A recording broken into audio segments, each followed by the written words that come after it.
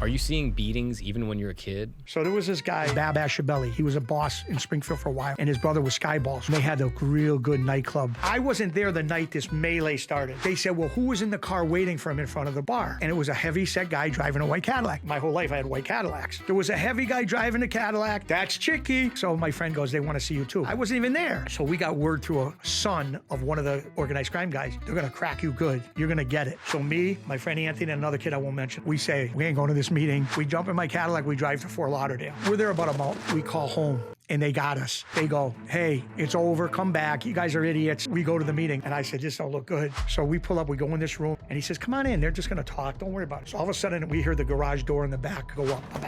What a crew. These guys are legitimate stone cold animals. The nephew of this guy goes outside and shuts the door and stands in front of the door so nobody can get out or in. So I said, Houston, we have a problem. The guy starts talking. He says, you guys think you're gangsters, huh? You wanna be gangsters? I'm gonna show you how gangsters act. He goes up to my friend. He starts giving his kid punches. Any one of these punches would have knocked anybody out. 10 or 12 punches directly in the face. Nose splits open. And every time that he hits the kid's going like this, but then looking him right in the eye, which even made him madder. Like, oh, you're a tough guy? And then he goes after this other kid, Anthony Irelata. He destroys Anthony. I mean, really got him good. When he goes to throw the punch, he went like this. One of the other guys says, did he just put your hands up to you? And the kid goes, no, I didn't put my, and they really gave it to him. Now it's my turn, I'm bracing. He stood up and he goes, and you wanna be a tough guy too? And he goes to throw a punch and his nephew stops him, goes, Uncle Tony, don't hit this kid. This kid's a good kid. He's just a jerk. He drives them around when they do all their craziness. And then this guy takes out a knot like this wide of money and he says, hey, go get us coffees. So I had to run down the street, get them coffees. And it was completely a switch. Cecchetelli, thank you so much for being here, man. I really appreciate it. You have an absolutely fascinating story. You were a bookie for the mob for many years. You spent time in federal prison. So let's just start at the very beginning. How did you get into this? Okay. We have to go back to about 1989. Well, let me just tell you, I graduated high school in 1985. And I'm 55, like I said, old enough to be your dad, but whatever. You're better looking than me. But anyways, I ended up going to the military, and I got hurt in the military, and I almost was at 4-year mark. You know, I was going to probably make a career of it. I might have. I probably would have. And I got hurt on a ship. There was an accident, and they retired me. And so I came out of the military. I joined in 1986, and I came out in 1989. And I really didn't know what I wanted to do. I wasn't fully retired at the time. They were still working it through the legal channels in court. And so what happened was I grew up in Springfield, Massachusetts, okay? It's western Massachusetts. It's an hour from Boston. It's pretty much centrally located. Providence is an hour. New York City's maybe 2 hours and 20 minutes. Hartford is 25 minutes away from me, 30 minutes. So I grew up in a tough area. Springfield, Mass is a tough area. It's like I had said on another show on our friend Ian, it's ranked like 1 and 2 in New England. It's a real tough town. Boston ain't even in the top 5, so it goes to show you Springfield's 1, and then 1 mile up the road from us, Holyoke, Mass is number 2. Between the murder rate, the gangs per capita. And so I grew up in this town, and I grew up in a neighborhood called East Springfield, Hungry Hill. The Hungry Hill is the Irish, home of the Irish, that's what they call it. It's a real tough Irish neighborhood. And then Springfield, I was in East Springfield, right on the line. So I grew up with the Italian kids, I grew up with the Irish kids, playing sports and, you know, doing all kinds of stuff. And so what happened was I was around the alleged gangsters my whole life. You know, I mean, since a little kid, I was working at my friend's father had a fruit stand. And all the guys would come there on Sunday morning and get their vegetables and fruit for the Sunday day, for the Sunday sauce under dinner. And they would always meet other guys there and go up in the back room and have their little discussions. And me and my friend at the time would hide behind the banana boxes and watch them. And we would say, oh my God, you know, look at this guy. Oh, look at, he came from New York plates. Oh, he came from Providence. And we want to know who they were. And then the organized crime guys would leave, and the kid's father would say, oh, that was this guy from Providence. Oh, this guy came in from New York. We know. Oh, wow. And, yeah. Did you have any awareness what they were doing or what that was at that time? Well, yeah, we knew, because you got to understand, as kids, I remember 15 years old, my friend, we were close friends since probably 6, 7 years old, playing little league soccer and hockey and baseball. He was a degenerate gambler, and they knew his voice too. All the bookmakers in our area knew his voice. So when he called, they would say, Anthony, we don't want your business. And they would hang up on him. So he'd say, Chicky, do me a favor. Call up and bet these games. Now, we're 14, 15 years old. We don't even got our license. So I said, okay, what do you want me to say? And he said, just here, I'm going to give you a list, and you say this. So I call up, and it was a Saturday college football season. The kid would bet $1,000 a game, 15 games in one day. $15,000 at the 15-year-old kid. He would make me call up and bet the games. Gino done this, Gino UCLA, Gino Ohio State. How's he getting this money at 15? That's another thing. As kids, we were hustling. We were young kids, but we were hustling. He was hustling. He was a huge marijuana dealer. Even as a kid, all the way up. He became $1 million on making on marijuana. So, but he had money. And, like I said, sometimes he would pay and sometimes he wouldn't, depending who it was. And this is late 70s? Yeah, no, this is like, I graduated in 85, so maybe like 80, 81, 89, 70, right around there, 10, 12, and I graduated when I was 17, 18, 17. Gotcha. So, but you were never in the marijuana game? No. I never was in that drug business, and I'll tell you in a minute how I, whatever. So there was an in particular guy that used to come in the fruit stand all the time. His name was Adolfo Big Al Bruno. And you can Google him out of Western Mass. He ends up getting murdered at our social club in 2003, November 23rd, 2003. He gets murdered. There was a little bit of a rumble in our area, and allegedly, but people were convicted of it, so that's the only reason I'm talking about it. An order came from New York and said, this guy got to go. So, allegedly, but people were put in jail for life for it, so, whatever. So, he was our guy. He would friendly with us, bust chops with us. We go to his house, and he liked us. So 1989, he approaches me and my two friends, childhood friends. We had to be like 20, 21 tops. And he says, I'm going to give you guys an opportunity of a lifetime, $1 million opportunity. I want to see what you're going to do. Yeah, what's up?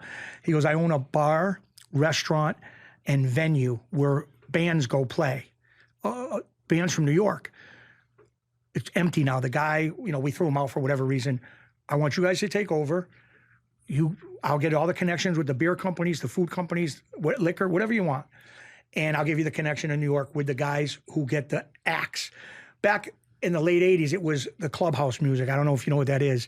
Clubhouse was like the real, like Johnny O, Lizette Melendez, Valent, all these groups, TDK, all these different groups in the 80s. It was huge in Brooklyn right here. It was huge. Old school clubhouse. It's called Clubhouse. Clubhouse, or they called it another name, Clubhouse, whatever. But it was good dance music. A lot of Spanish people would sing it, like the bands. So I got connection with the guy in New York, and I used to call the people and say, listen, Bruno gave me the number. They talk to their people. Can you come down? Well, it's going to be 2,000. No problem. Come on down. So we'd have to pick them up wherever, whatever we got to do to get them there. Yeah. And we'd pay them, and they would do a concert outdoors on our venue, like that stage outside. And the place would be packed. It was a beach, too. So you could go swimming there. It was a big lake, beach, and volleyball, drinks. Bro, this is a great $1 million joint. This is a great gig. Great deal. Needless to say, we destroyed the whole thing. We were there one summer, maybe not even two, one full summer. Forget about it. Do you know what happened to the guy that was running it before you took it over? No, I have no idea. It was in the family, and he had one of the cousins running it, and I don't know. The way I took it, but I don't know for sure. Guy was robbing him, and he said, see you later. I'd rather get nothing than you robbing me. Yeah. So he got thrown out of there. So we took it over, and we had he said, whatever you need, just do and take it off the top. So I had all sand brought in, new sand on the beach. Look, it was funny. And who were you doing it with? I'm doing it with two friends of mine. I'd rather not mention them right now because one's still around and the other one, I don't want to, it's no big deal. Is one of them your gambling friend from when you were younger? Yes. Anthony? Yes, Anthony. Well, he's out on the podcast. And, and I could talk about him because he ended up cooperating and leaving that life, which, whatever he's doing, God bless him. But now you mentioned he's a degenerate gambler, which is a funny term. What makes someone a degenerate gambler versus just a gambler? Well, a gambler, I guess. I mean, I was never a degenerate gambler because I seen all the years I bookmaked, I seen people get stuck and lose cars and houses and wives. So it really deterred me from that. So thank God, But it just was crazy. I mean, I could go on and on. I'll tell you stories, but a degenerate would be someone that he is don't stop. He's losing his life. But sometimes he paid, sometimes he did, but he bet games. A 15-year-old kid don't get stuck. I think at one time, I think he was 16 or 17, he blew 80,000, 70,000 in 1 week. And they had sit-downs over it. Like other guys, other organized crime guys he owed, and they were talking it out. Well, can you cut it in half? You know, or maybe we'll go see the father because he owns a fruit stand. We'll get it from the father. That's a degenerate gambler. When you're putting people in risk like that, it's bad. And the friend that my guy drove me up here today, Anthony Grasso, which you talked to him. Great That's guy. a different Anthony. Great guy. Heart of Gold, another degenerate gambler, and I'll go into him later. But great guy. These, you know, Anthony's Grasso's a great guy. It's just that, you know, some people drink, some people do drugs, some people, whatever it is. That was his thing. Yeah, his thing is gambling. And he don't drink or do a drug, but he gambles, forget about it. Now, did Gambling Anthony ever have any big wins? Oh, I'll get into that. I can go there now if you want me to. Well, when you were younger? Yeah, well, he always won and lost, but he always lost a lot more than he won. But I'll go into his story first. So there was probably like, I was probably, looking back, the biggest bookmaker in probably all of Western Mass, for sure, Western Mass, maybe even outside Western Mass. And I had a lot of customers. And we didn't edge off to nobody. Edge off means you got so much on a game, I would call Vegas, or I would call someone and say, can you, if I say I got 100, say I got 50,000 on a game, maybe we only want to take half of that, take 25,000. So I would take 25,000 and bet it through somebody else, or, you know, get a connection in Vegas, you know, because they don't want to get hammered. But Bruno, our guy, didn't care about chopping it up. He said, we take everything. So we're not chopping it up. If you get 100,000 in a game, we go. He's good. It's 100,000, we're good. So I had like sheets with, like, on a Saturday, you know how many college football games are on a Saturday? Never mind other sports going on at the same time. We must have had, there's a lot of games on a Saturday. I can't even know the number now. But, you know, you have 20,000, 10,000, 12,000, 6,000, 10,000, 50,000. Add that up in a week. Well, when I got pinched for the FBI for this organized crime case for bookmaking, they estimated, I think, in less than 2 years, $3 million. It was averaging about $300,000 a month. 300,000 a That's month. That's what I got convicted of. If I only really knew, but 300,000 I got convicted of. Let's keep it there. Yeah. Hypothetically, it could be more. Who's to say? Yeah, but that's neither here or there. Wow. But yeah, so Anthony got stuck. If there was, just say there was 7 bookmakers in my area, 8 bookmakers, I was one of them. He probably owed 7 of them, okay, at one time. And he owed 100,000 on the street gambling to 10 to this guy, 20 to this guy, 30 to this guy. So. And how old is he? He had to be maybe, I want to say, late 20s. Okay, so now he's an adult. He's an adult. This is going a little story, a little ahead, but sure. So they start calling him, you know, and he only lasts about a week with the weasel talk. Well, I'll see you next week. Oh, Thursday I get paid. I'll get you then. 2 weeks, they know something's wrong. So certain ones, you know, they wanted to play the role and, oh, Anthony, you better pay me or you're going to have to, you know, blah, blah, blah, blah. So he didn't even get to that point. When they started calling him, he borrowed $1,000 from his friend and he went to Vegas. Again, we're talking about a degenerate gambler. He lost everything he had. He borrows $1,000 and goes to Vegas on a one-way ticket. So if he loses that $1,000 in Vegas, he's staying out there. He said, I'll be a parking attendant, a cook at a buffet. I'm there. Now, at that time, he leaves his wife and kid in Springfield to take off because he don't want to put them through that. So he gets there. He'll tell you the story if you ever do him. He's funny. He goes in his hotel room. He got comp rooms because he spent so much money in his life in Vegas. They give you a free room and meals and drinks. Cards. Right. So he's in his room and he says he gets down on his knees on the bed and he prays to God. God, if you turn this out good for me, I'll be a good husband. I won't gamble no more. I'll be a good person. Meanwhile, when I get to the story, you'll laugh because that only lasted 2 months. But anyways, so he's got $1,000 and he starts betting like 500. He likes sports, so he bets like all the hockey games. He knows all these crazy sports. You know, all the different, oh, this guy's playing, that guy's playing. I don't know. Like, I know some things from years ago, but not like him. And he loves boxing. They had boxing matches. So anyways, he starts winning.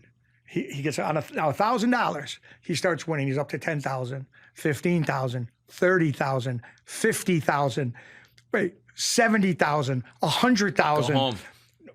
Everybody, he's calling his father. Dad, I'm on 120,000 is in my safe. Come home. You think he's coming home? Of course not. He's a degenerate gambler. That's a degenerate gambler. You can pay everybody you owe and still have $50,000. I'm staying. So he's there a month, okay? He's there a month. He can't do nothing wrong. Now he's up to $200,000. God is my judge. He starts sending, now, I don't know if you know now, I don't know about now, but back then, you couldn't send 10,000 or more Russian Union because then they red flag. Right. So he was sending 9,500, 95. And he, little by little, he was sending to his brother, his father. They were paying these guys off, going, oh, Anthony, here. And they're just happy to get their money. You know, well, I don't care where he is. Thank you. Yeah. And if he owed you 20,000, he gave you 24,000. He put like 3,000-4,000 extra just for, hey, that's why he can walk around with his head held high anywhere in our area. So they were little by little every week getting paid. You know, if he owed you 40, he gave you 10 one week, 10 another, 10 another. And he had all these people running around paying people. But he stood out there. So he went to the Oliver McCauley fight. I think he told you that story, where the guy had just got out of a drug rehab. And he should have never been fighting. Against Lennox Lewis. Yes, yeah. Lennox Lewis. And he's in the fight, and Grasso's sitting front row next to Lionel Richie and Johnny Mathis, the singer Johnny Mathis from the 50s. They're sitting, because, you know, when you bet that kind of money, he bet $40,000 on just a boxing match. Take a seat. 40,000. So he says he's watching the fight. Now, he bet the guy that fought Lennox Lewis, what's his name, McCauley, whatever his name was going to lose. So he's happy if the guy loses. It's like the third round, they're fighting. He raises his hands, McCauley, and says, I'm done. I quit. And he starts crying hysterical, and Grasso's laughing at him, you know, abusing him because he's going to win. The auditorium bet on him, on him. No, Grasso bet against him. So a lot of people wanted him to win, and they went crazy. His trainers are yelling, stay in there. You got to stay in there, because I guess you got to make it to a certain amount of rounds before the people get paid. They get paid for the fight. You don't just get paid walking in the ring. You got to make it. I think they had something with 3 rounds, or he didn't even make it to where he was going to get money. Okay, I think they give you so much, but then you got to hit a minimum. Yeah, exactly. So all the people that bet for him to win is throwing popcorn at him and soda and drinks, because he literally walked out of the ring. The trainers are holding him to stay in the ring, and anybody can go on YouTube and pull up that fight and watch the fight. When he walks out, he's hysterical crying, and he's saying, I can't do it. He had just got out of a 30-day or 2-month drug rehab place. He wasn't mentally ready for that pressure. It's crazy. So he walked, the trainers are chasing him, and he walks out of the thing, and Lennox, was his name Lennox Lewis? Yeah, Lennox Lewis, yeah. Wins. It was the biggest thing. Grass was laughing, because he won. Yeah. And your boy Anthony. Right. Well, who knows? Well, I don't know about him if he bet that. He wasn't there. But yeah, Anthony Grasso won the bet. So to fast forward a little bit, because I could be here 3 days, he turns $1,000. He's there 2 months. He turns $1,000 into $400,000. And he comes back with $400,000. He pays the $100,000 that he owed, and he comes home with a bag with $300,000. Now, I guess in the plane, it's hard to get money. You can't just come on a plane with $300,000. Yeah. So I don't know what he did, but this was back, you know, talking 20 years ago, 25 years ago. A little easier. Maybe a little more. But so we grew up around these kind of kids, okay? And I remember at a young age, we got in a lot of trouble with the organized crime guys, because you're supposed to kind of listen to them, and we did what we wanted. Like, I'll give you an example. We used to go to their nightclubs. They had a lot of the nightclubs in our area, strip joints, restaurants, dance bars. They really ran the town, huh? Oh, Springfield, Western Mass, forget about it.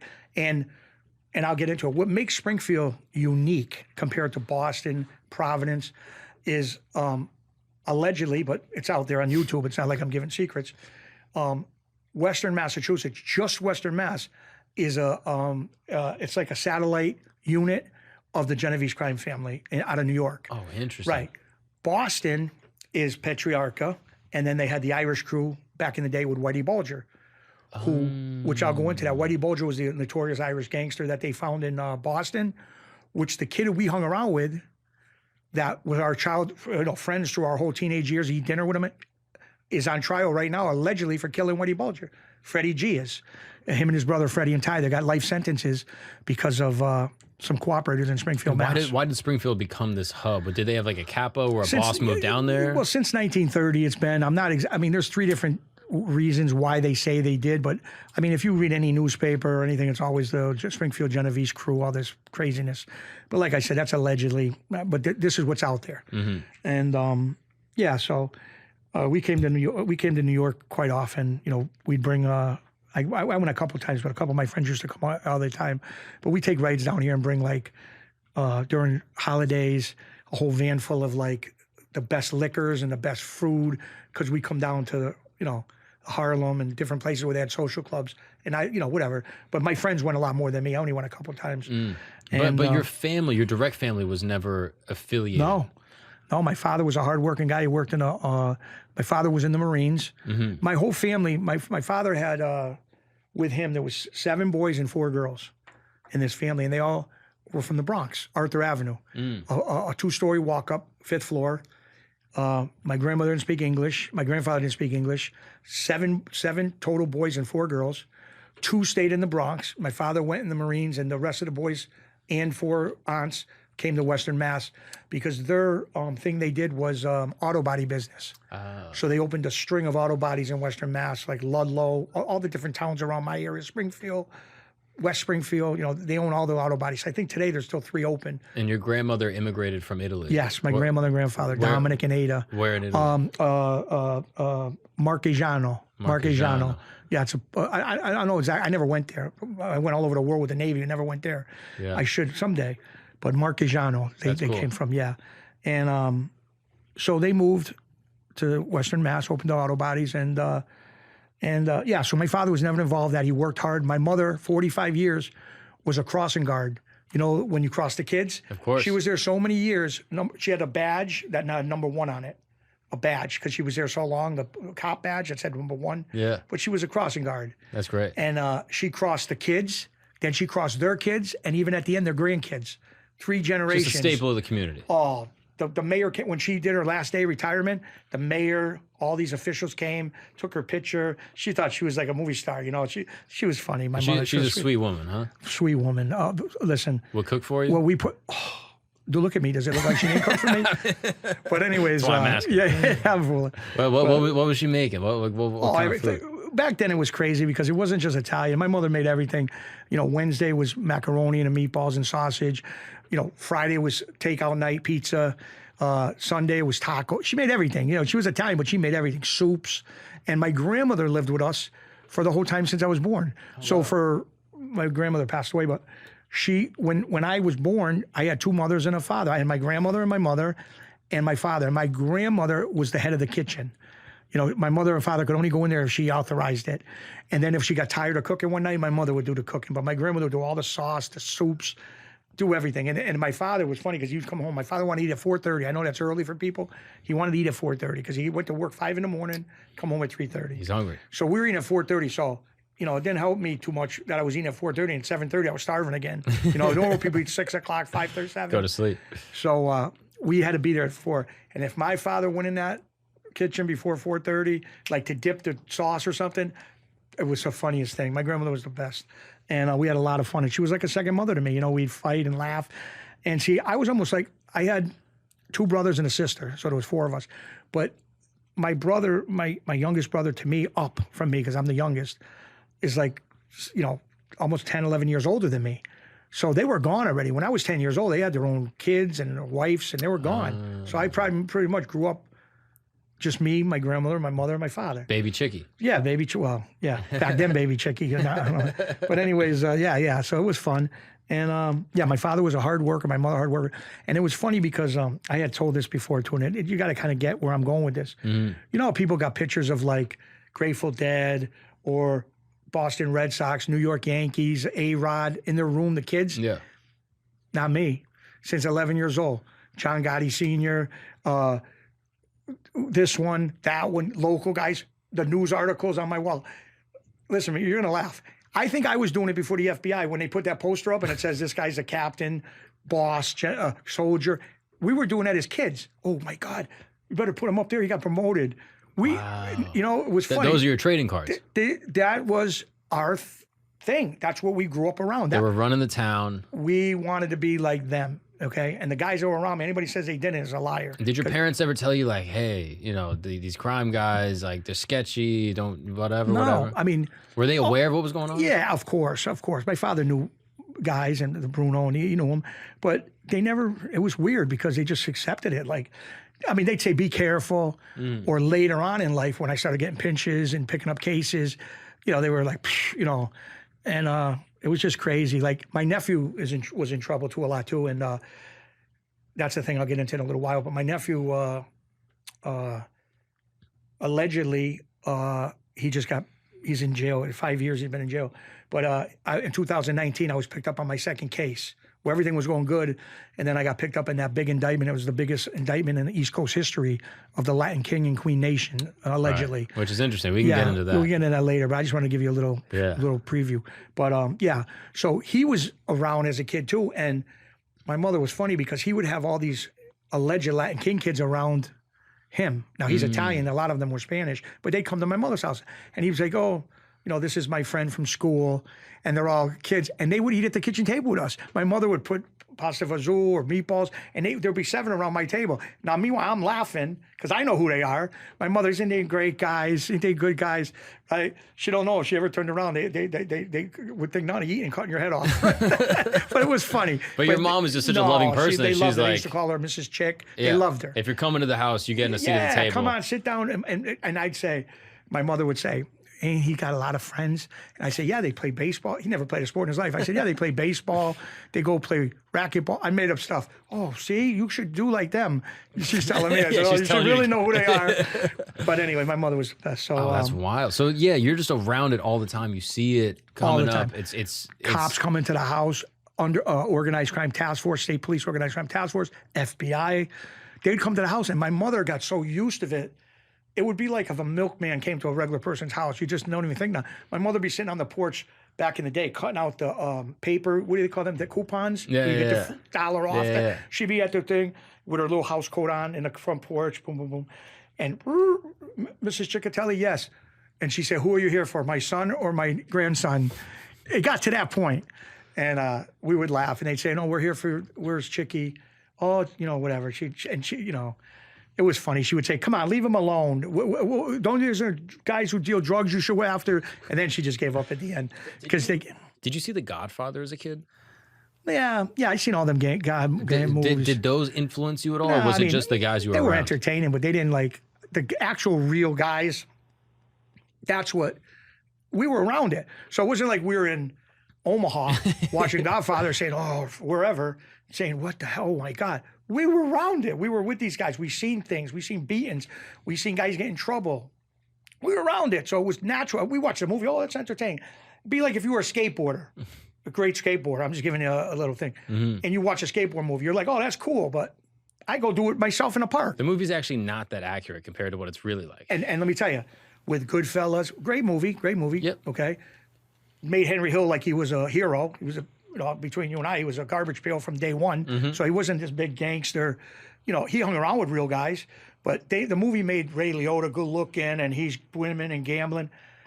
I mean, from what I heard from real people that knew him, mm-hmm. the guy was a stumble bum, from what I hear. And I'm talking about guys that knew him. But the movie's got to, embellish it. It's got to make it great. It was a great movie. Yep.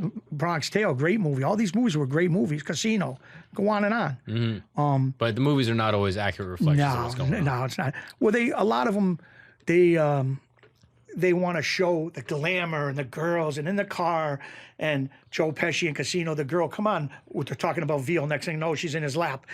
They want to, it's beautiful. Yeah. But you don't see the part, some you do, but you really don't see the part when your friend walks into a room and you don't come out. Your best friend, come on, let's go have dinner. You walk in a room and somebody puts one in your head. You don't see that. Sometimes you do in a movie. Goodfellas, you saw that with Joe Pesci. Mm-hmm. That was based on a real guy, you know? What's up, guys? We're going to take a break from this amazing conversation with my friend Cecchetelli, a bookie for the mob, because I need to tell you about some good old legal advice. Yeah, as you can tell, Chicky has had a road of, small criminality, allegedly, as you can tell. Just a little wrong place, wrong time situation. You understand? Chicky, he's at the wrong place. He gets nabbed on a federal indictment, all right? That's going to happen. But getting out of federal indictments is very hard. That is extremely hard. You know what's not hard? Hiring Morgan & Morgan. Yeah, hiring Morgan & Morgan is easy. Morgan & Morgan, here's what I love about these guys. There's a couple things. One, It is America's largest injury law firm. That's right. Over 100 offices nationwide and more than 800 attorneys that are sitting there waiting to hear from you. Here's the other thing I love about Morgan & Morgan. Not only are they the largest and the most reputable and have recovered billions of dollars for their clients, getting a claim submitted with Morgan & Morgan has never been easier, truly. If you go online right now, you have a problem, you slipped, you got rear-ended, who knows? To get an attorney, it is truly terrifying. You're going to go on Google, you're going to search something, you're going to see all these attorneys, you're going to be like, is this guy going to rip me off? You're going to call 3 people, this guy's golfing for the next 2 weeks. No one cares about your case, and that's why Morgan & Morgan is so important. Because with Morgan & Morgan, you can submit your claim in 8 clicks or less. Yeah, it's like ordering something on Amazon or getting something on Uber Eats. That's how easy it is to submit a claim to Morgan & Morgan. And now I know what you're thinking, Mark, what is the catch? I'm sure it's going to be crazy. I'm sure these guys, I mean, if they're the biggest, they're not going to have time for little old me. Here's the crazy thing. You don't pay a single cent unless they win your case. That's right. If you win, they win. Your mutual interests are guaranteed. So if you're ever injured, you can submit a claim to Morgan & Morgan in 8 clicks or less. It is the easiest way to submit a claim. And yes, that Morgan & Morgan, that's what I'm talking about. You know, the largest injury law firm in the entire country that's recovered billions of dollars for their clients. And yes, you pay $0 unless they win your case. There's truly no better way to submit a claim and get fair compensation for your injuries. If you're ever injured, you can go to forthepeople.com/Gagnon. That's correct.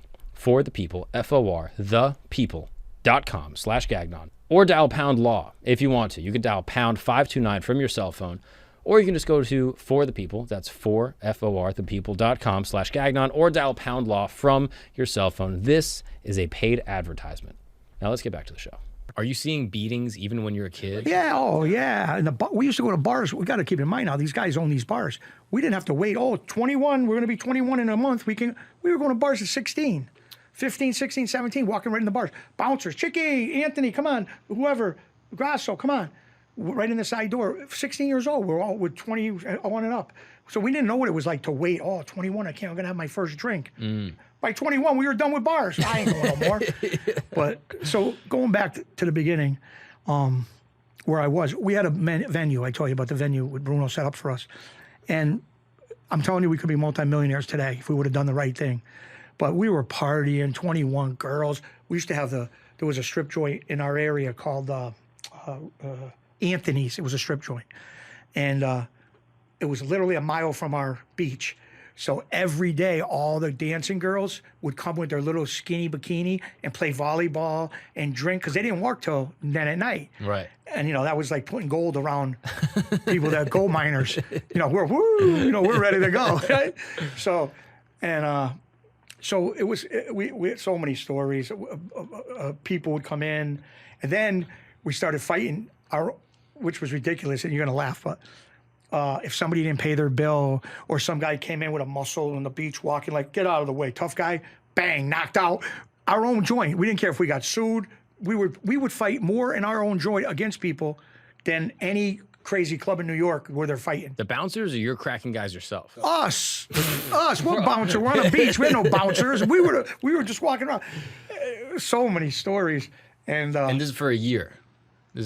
Yeah, like a whole summer, maybe like, I'm going to say we lasted 7 months maybe.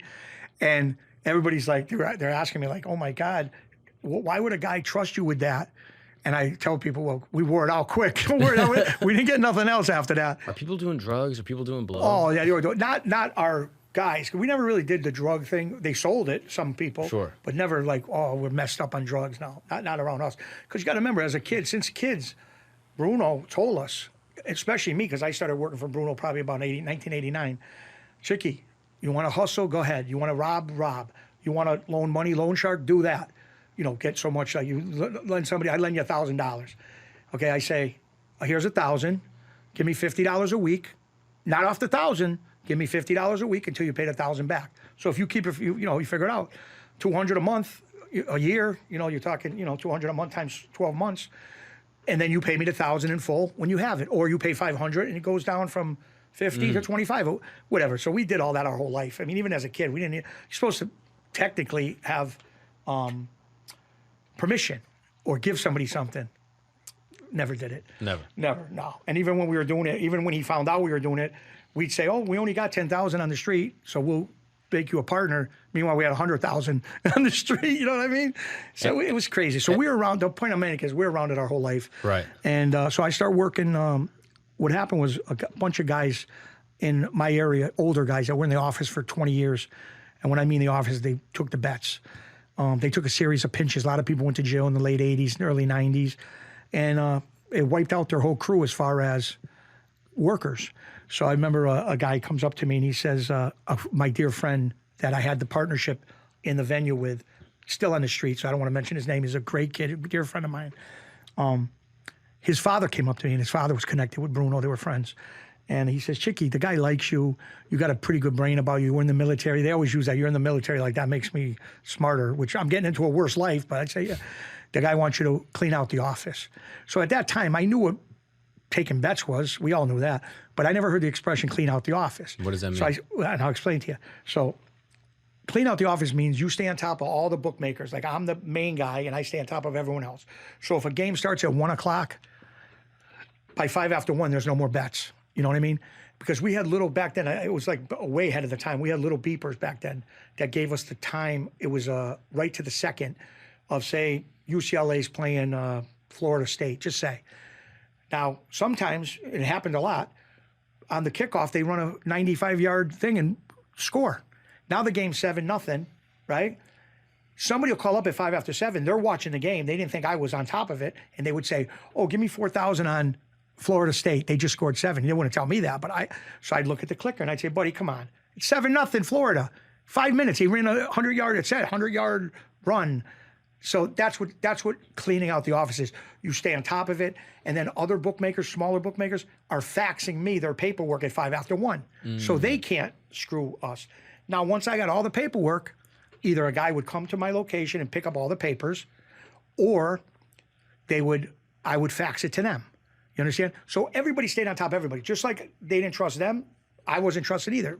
In that business, you don't trust nobody. Then at the end of it, you'd have the guy who corrected me, and I would correct them. We'd all talk every night at 11 o'clock at night. Oh, let's go down the sheet. And then Friday would come. They would give their copy to somebody. I would give my copy to somebody. That same person would put 3 of them together, and they better match. They better match as far as the figures. Like, if I got, just let me give you an example. If I got JT winning 6,000, and this guy got winning 5,200, and this guy got him winning 5,200, where's the other 800? Why do I got 6,000? They're going to find out. Because it's easy to, if you're not on, people ain't on top of you, could rob somebody. Yeah. You know what I'm saying? So they were very good at that. And then later on in life, I was in jail when they started it. They had an 800 number, an 888 number that went to Costa Rica. That was the good method. You would pay, like, depending on how many guys you have, but anywhere from $12 to $25 a guy per week. Each guy that called, you had 100 guys that called this office, it was $2,000, $1,500 a week total. And they would take all the action, the best lines.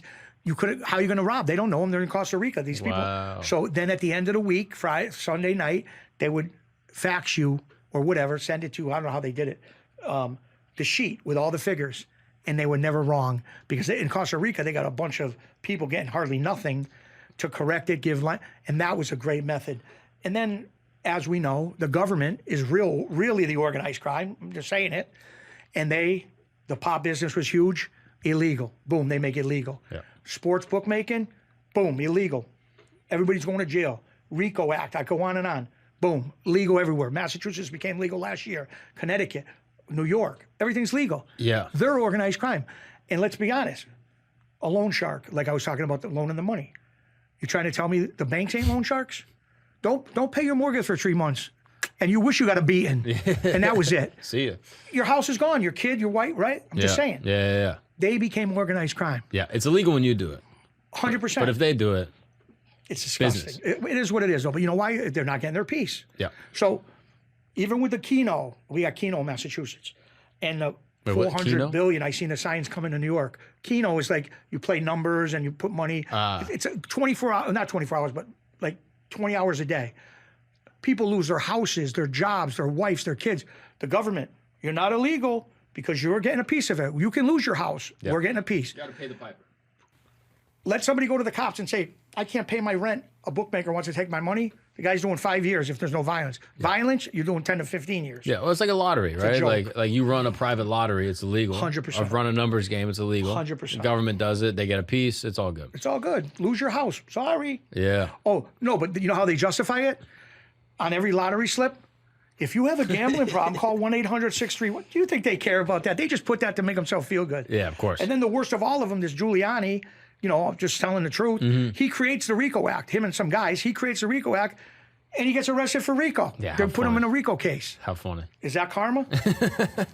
So it's just crazy. So you start making these books, and I guess it is important to notice, like, I've never really lived in a time when sports betting was illegal. Right. So the idea of like a bookie or needing a guy that's running an illegal book, I don't really understand that whole game and how that even fits in. How we got our customers? Yeah, like how you get your customers, like what people's understanding of it is. Like in my mind, it's like you go on an app and you put bets in through an app. See, that's a great way. This is the new way now. Right, that's what it is, and it's legal, and everyone knows about it. But at the time, it was very much kind of hush hush. And oh yeah, but we knew everybody.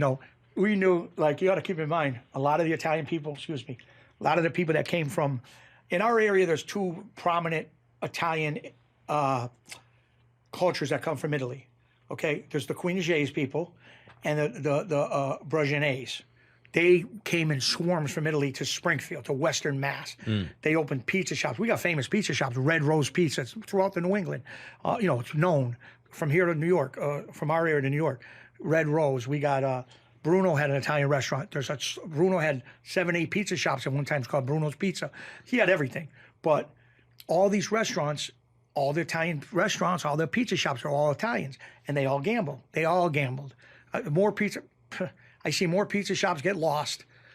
Money-making pizza shops that the guy couldn't pay. He sold it to his family, his brother, to whatever pay, whatever. So we were around all these guys. We knew who they were, and we knew who they were, and we'd say, here's the number you want to gamble. Gamble. Mm-hmm.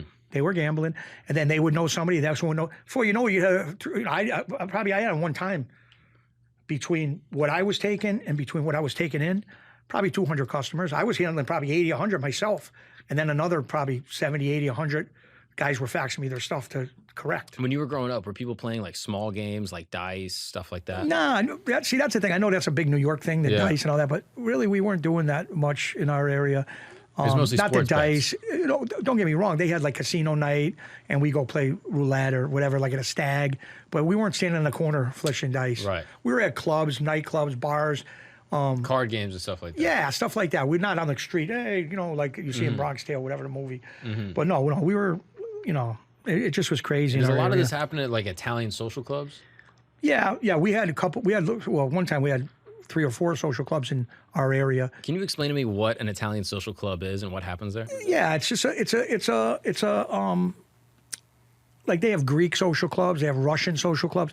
It's a social club where they have a bar and seats and chairs, maybe a jukebox, definitely a kitchen because they cook a lot. And Italian people, it started off where Italian people wanted to go out at night, get away from their wives and kids. 8 o'clock at night, bocce. They play bocce there. We had a beautiful bocce court at our old club, and they go there and they charismate, the word charismate, whatever that word is. Commiserate. Commiserate. Yeah, I'm sorry.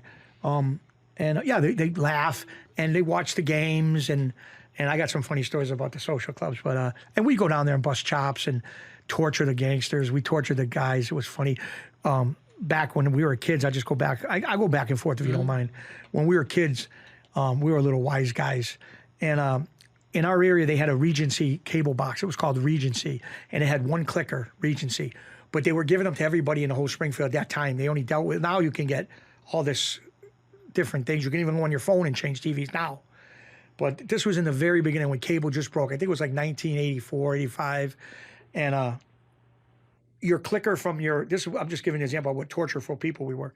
But you could take a clicker and go anybody's window in the whole area, if they had cable, and you could go through their window at night, you'd see the red light on the Regency box, click, click, you could change their channel. Hilarious. So we'd go to the social clubs, and they'd be watching the horse racing, like the New York track, and Money's Bet, and they're all, oh, come on, bang, they're hitting the paper like the movie Goodfellas when Yeah. Bronx Tale when they're in the cellar. Yeah. And they'd all be, come on, screaming. And we go, clunk. Right when the horse almost got 10 feet from the line, we shut off the TV. If I had a cell phone back then, I could have 1 million people on YouTube watching these videos. How funny. Throwing stuff. And then another time, there might be a boxing match, right? And the guy goes to throw a punch, like, kids channel. They would go crazy. Who's going to look out a window thinking somebody's clicking the thing? And you weren't afraid of these guys? If they caught you? We knew them. I'll get into that in a little while. I got a story. So, no, we weren't afraid. We were ball busters, and they'd come out, you son of a bitch. And they used to torture me about my weight. It was funny. You got to laugh at yourself. Come here, you little fat bastard. He would yell it, and I'd run and try to run. And I could never run as fast as my friends. So we'd go running down the South End, and they would be going, whoa, running. And I say, screw it. I ain't running. I dive in a bush, like in front of a pastry shop or something, and just lay in the bush. Because they were gone. I wasn't catching them, and they weren't going to catch me, these guys chasing us. So there was some times we got chased, and we laughed. And we got in a lot of trouble, though, when we got older, like 19, 20, 21, when I first got out of the military. We'd go to these bars. These guys owned these bars. And they would put up for it a few times, but we would go in these bars, and we thought who we were. I'm just telling you, back then, we walking in. There was a line down the street. Like, guys in New York will know what I'm saying. They know what it's like. The lines down the street, and the bouncer, Chicky, come on. And go by the line. And what are you wearing? What are you wearing? We used to wear the Sergio Tagini sweatsuits. Yeah. Right? So they're pretty popular still. The sweatsuits, and then back then the Cavaricci's pants. There were some crazy pants. And members only jackets, the members only. Yeah. But that was like cool. I guess you want to say cool. That was what we wore. Everybody wore the boots, the white boots. Like they used to have the boots. Oh, back in the early 80s, we had the Calvin Klein jeans with the little Calvin Klein label. With the chain, what kind of chain you got? Oh, I never went crazy. Like you see these guys now, big thing. I always had like a little Jesus piece or something. Just something my tasteful, own, something religious, tasteful. Yeah. But some guys would be crazy. We'll see them. What, buddy, what do you think, Mr. T over here? But anyways, so we go in and we would torture the guys like that, And now keep in mind, we're going out, our guys, we used to hang around 50 guys strong. I'm telling you, 50 guys strong. We'd meet at the corner. They called it the corner by the social club. Drink some beers, bust chops. Girls would drive by with the convertibles. Honey, come here. Just like some movies you see it, like when the girl walks by at Bronx Tale, or was it Bronx? Yeah, Bronx Tale, and they go, oh, honey, they're calling her. Yeah. We did all that craziness. And so this is not an organized thing. This is just like you and your buddies. Buddies hanging out, but this is, yes, and this is how we got to know the organized crime guys. And then they'd hear about fights. They would say, oi, what happened? I heard you smashed a kid in this joint and broke his head. Because we got in a lot of fights. I wasn't never like a big, tough guy. I never acted that way. I was always a gentleman, but we got in a lot of fights. Your friends fight, you're going to help. What are you going to do? Oh, I know. You got to help. So I helped. We had a lot of fights, and the guys would be, as long as it wasn't their bar, they were excited. Tell me what happened. Who got knocked out? Did Anthony smash the guy with a thing? I heard he smashed him with a no parking sign. And we would tell them, and they loved it. But when it was their bar, you low life, they were complete. Causing trouble. And I used to laugh with Bruno. I say, Bruno, why are you mad at me for this? Last week you were telling me, give you play-by-play, how he kid cocked his head open. Why now? It's my joint. They lose money, forget it. So there was this guy, very known guy. And the only reason I'm bringing his name up because he's passed. His name was Albert Shabelli, Babash Shabelli. He was a boss in Springfield for a while. And his brother was Skyballs, who was notorious in Springfield. Been around forever, since the 1930s. And they were old guys. They were like in their 80s. And they had a real good nightclub in Springfield, Massachusetts called Macara's. It was a rock and roll bar. They used to have the rock and roll bands. And as I say these stories, I'm going to remember things and bring it up. But the kid Aaron Lewis for the group Stained. You ever hear Stained? Aaron Lewis. It's a big huge rock star band. They used to play for us at the bar I ran for Bruno. It was called TJ Horrorhands. They were the band. I used to pay them $200 a night, 4 guys. They made some video. Howard Stern played it in New York. Stained. Now he's Aaron Lewis. He does country music. Right. But look the band up. They got like 200 million views. It's the huge band, They used to, I used to give them 200. Yeah, cash. Yeah. Yeah, Play at some the end songs. of the night, 4 guys, $50 each. And now they're bazillionaires, big rock stars. Yeah. So these are the people we were around, like working. And Bruno owned the place. He had me and another kid run it. And so anyways, we ended up going to this Macara's bar I brought up. And we go in like, we think who the hell we are. We're nobody, but we think we're somebody. And we come in and we're ordering drinks and maybe the lady don't bring them fast enough. So all of us, I used to do it, but I'm going to tell you a story where I wasn't there, but I got accused of being there. But we'd start trouble. Come on, hurry up with the drinks. You know, we were little punks. We didn't know who were we. And then if the guy got wise, the bartender, hey, slow down, or it would be an eruption in the place, you know. Oh, you're waiting for him to say it. It's crazy back then. And then the guys, of course, they didn't call the cops. They would call their guy. Baba just happened to be the one that owned it. So I wasn't there the night this melee started, but they described the car and the guy driving the car. But the guys in the place, they knew who they were. They had the video. I don't know if there was video back then, but they knew who they were. So they said, well, who was in the car waiting for him in front of the bar? They all jumped in this white Cadillac, which my whole life I had white Cadillacs. But this time it wasn't me, really, because I would tell you, I don't care. And it was a heavy-set guy driving a white Cadillac. There was a heavy guy driving a Cadillac. That's Chicky. They all said, what am I going to say? It wasn't me. I'm not going to, it's like going to be a dry snitch. Yeah. So my friend goes, they want to see you too. I goes home with my family. We told, why? I wasn't even there. They want to see you too. I said, okay. So we get word through another source. Now, the guy that stuck up for us, Adolfo Bruno, happened to be in jail when this happened. He was doing a federal prison sentence. Not a long one, but like 3 years, 2-3 years. So he couldn't go sit down for us and work it out. Because what they do is they go work it out. My guy will go to Baba and say, listen, they're not going to go in there no more. They'll pay if there was any damage. Just let's cool it down. He would have done that. Misunderstanding. Right. They're wise guys, but they know if they do it again, I'm going to get them. Yeah. So he was away, so he couldn't do that. So we got word through a son of one of the organized crime guys. They're going to crack you good. You're going to get it. People are leaving in stitches, going to hospital. So me, my friend Anthony, and another kid I won't mention, a dear friend of mine who's still around, he's a great kid. We say, we ain't going to this meeting. And I wasn't even there, so I'm getting myself even in more trouble. We jump in my Cadillac, we drive to Fort Lauderdale, right? My friend, who I didn't mention's father, owns a condo near Fort Lauderdale. So we go out there we're out there, they call it going on the lam. You take off because you know they're going to get you. And we took, I don't know, maybe $5,000 cash, and we went out there because we had the room, the house for free. It was in Boca Raton. Mm-hmm. That's where the father lived. Yeah. But it was, nobody there. We had the key. So we're there about 3 weeks, almost a month. And we leave everything. And we call home, and they got us. They go, hey, it's over, come back. You guys are idiots. You're far away for nothing. It ain't that big of a deal. Just come home. So we're clapping, boom, high fives. We're going home. They ain't getting us. Needless to say, well, I'll get into it in a minute, but they got us. They didn't get me, thank God, but they got them.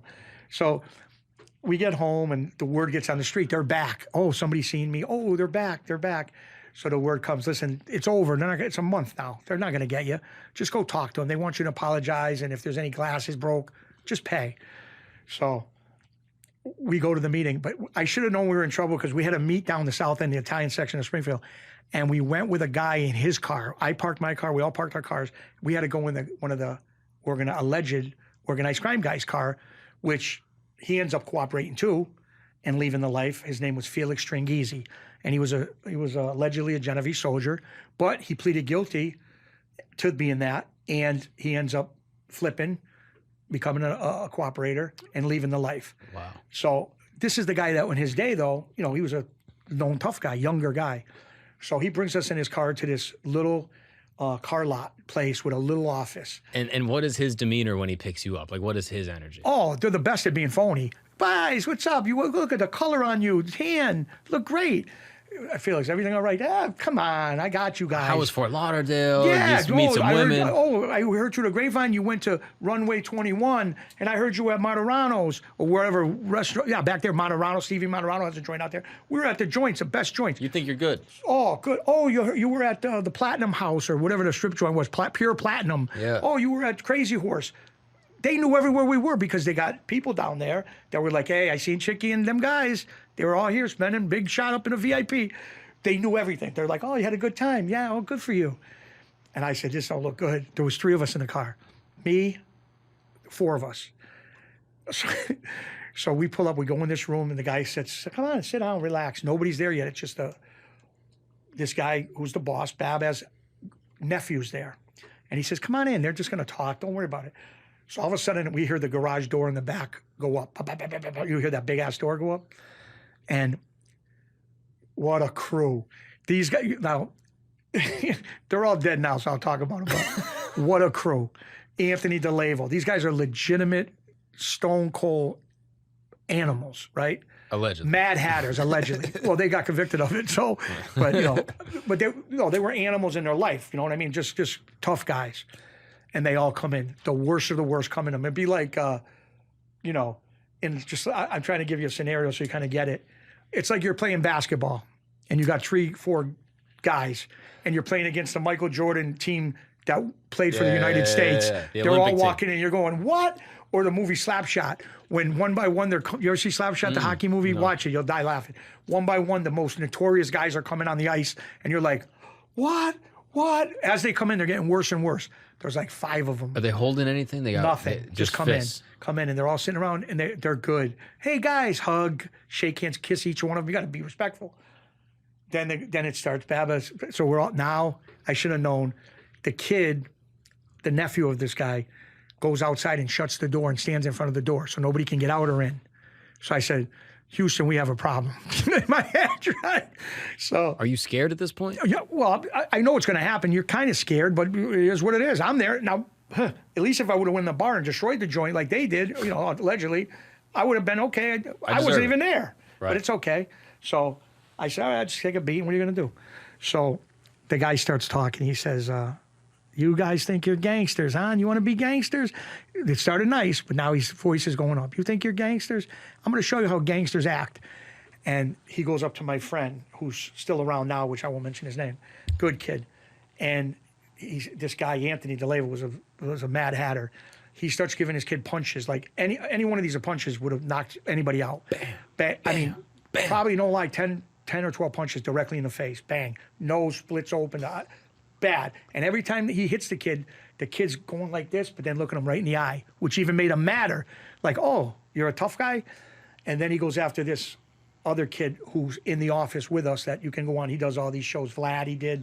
Anthony Arolata is sitting in the chair next to my friend. And now, this guy knew his family. They were all like cousins somehow. So he destroys Anthony. This is before Anthony became a alleged member of the family. So throwing stuff at him, metal balls. I mean, really got him good. So then this other nutcase stands up, another guy, right, stands up, and he goes to hit Anthony's cousins with us, sitting next to me. We're on a couch. It's me and the kid's cousin and the other two over there. And he goes, and you wise bastard, he's talking to the kid. And when he goes to throw the punch, now, you probably don't know this, but some people do. You can't put your hands up to them guys. Like, in other words, if they punch you and you try to punch them back, well, that's what happened. But if you hit one of them guys, it's like pretty much a death sentence. Yeah. If you punch one of them in the face or hurt one of them, I mean, I don't know about now because they don't really do that no more because we're in an age where everybody has cameras and every street corner. And let's face it, everybody's a cooperator, most of the people today. So they don't even bother with that murder stuff. I mean, maybe once in a while, but nothing like the 80s. But you get punched, you punch back? No. So what it. happened was they threw a haymaker at this kid. Mm-hmm. And he didn't even, I was right next to him. I seen the whole thing. He didn't punch the guy. He went like this to try to brunt it, take a brunt, whatever. Instinctual. And then that goes to another thing now because one of the other guys says, did he just put your hands up to you? Now they make it worse, even though he didn't. I seen him. He just blocked. But they make it to worse. They're like, did he just put his hands up to you? And the kid goes, no, I didn't put my... And they really gave it to him. So now it's my turn. I'm bracing. I got the chair. I'm bracing. Bro. And one guy's holding his nose, blood rag. Another guy stitch head like this. The other guy needs to go to the hospital, nose, blood everywhere. And now, he threw a great... I don't know how it happened. So now he go and the guy, this big guy, his name was Bendo, Anthony Torino. He's dead too. These were serious guys. He stood up and he goes, and you, and he called me a name, fat bastard. Something. He said, you bastard, fat, whatever. They always torture me. It's okay. So I was laughing. But anyways, he goes, and you want to be a tough guy too? You want to drive them around like you're their chauffeur? And he goes to throw a punch, and his nephew, who's Anthony DeLavo, a serious guy, stops him. And he called him Uncle Tony. He goes, Uncle Tony, don't hit this kid. This kid's a good kid. Because he knew he was best friends with my uncle. They owned an auto body together. So he goes, don't hit this kid. He's a good kid. He's just a jerk. He drives them around when they do all their craziness. So now all my friends are looking at me like, you bastard, you got away with it. And then this guy takes out a knot like this wide of money, bendo, and he says, hey, pulls off like $100. Go get us coffees. So I run down the street, get them coffees. Now I come in with 7 coffees for everybody, right? I come in with the coffees, and it was completely a switch. Like, in other words, they were friendly with these guys. Oh, come on, don't be a baby. They throw a towel to the kid. Just wipe your nose, you'll be fine. If your mother says anything, just say you don't know what happened. And they're best friends again. You guys are good guys. He goes, we need guys like, they would say, we need guys around us like you. Why would you fight in our bar? You're ruining our business. Don't do that. If you want to do something, we'll send you to do stuff. And then it started, after that. Wow. Yeah, and then so now we're going home. We're in this guy Felix's car. He's driving us back to the south end to pick our cars up. Everyone's busted up. Busted up, but not me in the front seat. Yeah, you got coffee. You feel great. Yeah, I feel great. So now, this is how nuts we are. There are 3 in the back. One's like, towel here, towel there, towel over there, blood brag. And they said, Felix, they're talking to the guy driving now, the big guy. Hey, Felix, please, before we go to the south end, can we pull over behind this building over here and we'll beat up Chicky and give him a couple of stitches or somewhere so at least he looks like, and we all start laughing hysterical. Who's spitting up blood? We're laughing. And we get out of our car at the end and we drive away and they tortured me for months. You low life. You're the only one that didn't get it. Who has their nose like this, like Rocky. The other one got stitches or whatever. He had a cut. That's just one story. I mean, if we were here till 6 a.m, I got so many, but that's how we met them guys. Yeah. So. Wow. And did you ever find out who this heavyset guy in the Cadillac? I know exactly who he was. I don't want to bring his name up. You knew who he was a friend of mine. He just happened to be out with them. Did you ever tell him? Oh, he knew. He used to laugh. They got you. I go, you low life. We torture him. I know exactly what it was. He's still around today. To this day, he's still around. And he was a heavy-set kid. He was driving a Cadillac. Bro, that is crazy. Any of these smashes, was there ever like a weapon? Was there ever like a chain? No, like, nothing. Just no, you watch the movies. They want to this and that. But when they come, if they know you, they're cracking you. You'll get a couple cracks, maybe a punch. But you're not going to get, if they're coming to hurt you, break your, they'll come with something, I guess. Wow. But whenever you went to Fort Lauderdale, you ever heard of a guy named Pat Manila? No. Never heard of this guy? My dad used to manage an apartment building down in Fort Lauderdale, and he had this guy Pat Manila show up at his apartment one day. And long story short, my dad's like the landlord, kind of like taking the rents for everyone. And Pat is like, "Hey, Francois, like sit down, let's talk."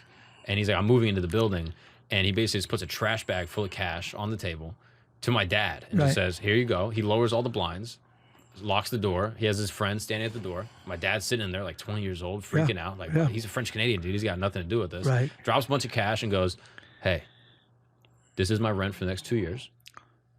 Take it, and we don't have any problems. Just don't bug us. I'll let you know if I need anything." Yeah.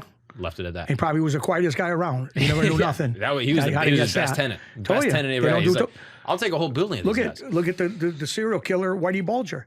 He lived in California by the pier, I think the Monica Pier, somewhere out there. They were there 17, 18 years, him and his girlfriend, and never bothered nobody, paid their rent on time. Inside his apartment, he had friggin' more weapons than the Ukrainians, guns. They found like 300, 400, I don't know, maybe 100 guns, hundreds and hundreds of $1,000 in cash. He was a notorious serial killer that killed women and everything. Yeah. And they found him. And then they brought him to prison where he ends up getting murdered, allegedly, whatever. So after all these guys get smashed and after that run-in, did you still fight in bars after that? Oh, we were crazy. You know how many pictures we took as kids? Salt and battery, baseball bat, salt and battery with no parking signs, the yellow sign that goes across the street and it says no parking. We took the 7-foot sign right off, bang, right over people's head. I mean, it was crazy. But you're still fighting these guys' bars, even though they just beat up all your friends? Outside. Now we still fight outside. Yeah, now we go outside. No, we go outside, but it was inside too. We didn't stop. And then, but that's how you kind of get around them. You kind of see what they're doing. Say, well, these kids, whatever. Like I said, I was never known, and I was a gentleman. And I was never this big tough guy, MMA guy like these guys today. You ain't got a shot today. If you go to a bar today and fight, next thing you know, I'm laying in the street, passed out because they put you in a chokehold. Right. They do that stuff now. People leg bars, arm bars. They make all this stuff up. My good friend's an MMA fighter, plays for Bellator. Tough kid. We go out places. He don't even got to do nothing. I just sit and relax and have a glass of wine. I don't have to worry about nothing. Somebody gets wise, I go, "Dang, He runs right up, bang. They know how to do it. These guys today, you ain't got a shot. I would never go to a bar and fight anybody. Never would happen. Did any of these guys growing up allegedly have pistols, a little weapon, anything like that? We got arrested for guns. One friend went to jail for a gun. I got in trouble in 2019, December 5th. They found a gun, a Smith & Wesson. Right. So we had guns. I mean, we got pulled over one day. We were down the south in Springfield. We were going up the street, and my friend, same three friends, this Anthony guy, my friend, and this other guy I didn't mention. We were together every day. We had a lot of stuff going. And we're pulling up, and we're driving down the street, and all of a sudden, out of nowhere, there's like 15 cruisers screaming, "Get out!" They're all out with guns. I'm like, what the hell's going on? I didn't know at the time. I'm like, what's going on? He goes, oh boy. I go, what's up? He goes, nothing. So they got us laying on the ground. They all got us with guns to our head. It's raining. They let them two stand up against the wall to be frisked. They put me in the water. It's like 3 inches of water. Lay down. I said, well, they're standing. I'm fighting. I don't care about getting pulled over. I said, why are they standing against the wall? And you got me in a puddle. They had me face down on my belly in a puddle. You got your nice sweatsuit on. Exactly. That's what I was thinking. But they said, you shut up and stay there. So I did. All of a sudden, I'm waiting, and Aunt goes, no, everything's fine. They ain't going to find nothing. I said, oh, good. Well, then let them do what they got to do. We'll go eat. All of a sudden, we got it. In the back, under the seat, a gun, 9mm. Now, they can't arrest us because right away, at the time, the kid said, it's mine. They didn't even know it was there. And they took him, and he ends up doing a year for a gun charge. Wow. State charge. Sure. And they said, all right, get out of here. We didn't get in trouble. They ran us and checked us and everything, but we had nothing. But if you fight with someone at the bar when you're a kid, you're never afraid someone's going to pull a gun? Or was there an understanding? No, hey, it wasn't no. There was guys no from the neighborhood, we're fighting each other, but we're not going to kill each other. No, there was no. Well, you got to understand, it wasn't too many Italians fighting Italians. It was like Italians fighting the Springfield College football team, the soccer team, maybe somewhere else. The sport guys went to all the bars. So the Italians never really had a problem with each other. We all stuck together. Like, there was fights. Like, God is my judge. We'd go out with, I go out with 7 guys, 6, 7 guys. We'd be at a bar. At the end of the bar, we eating, getting hot dogs and sausage outside. How every bar got the little sausage stand or hot dog. We'd be eating hot dogs. A fight would break out. All of a sudden, out of nowhere, we'd have 50 guys from all the locations of the bars that were in our area. They hear it. They run up. Oh, they're fighting. Chicky and this one and that one.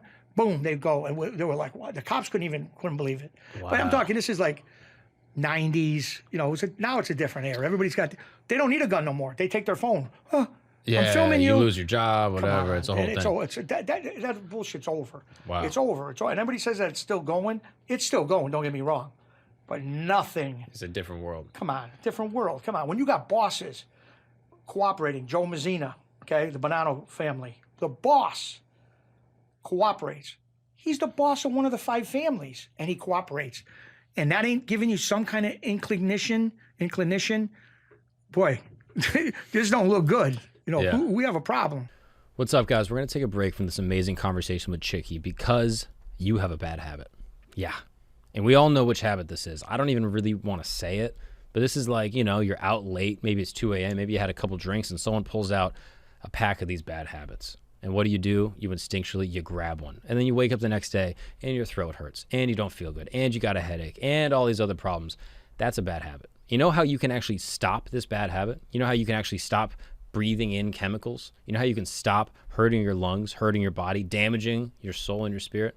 You can check out this award-winning product right here called Fume. Fume is an amazing thing. I like to hang with it all day for a couple of reasons. One, Fume has this little fidgety device. I play with it almost the entire podcast. I don't know if you can see it. It's literally in my hands almost the whole show because look.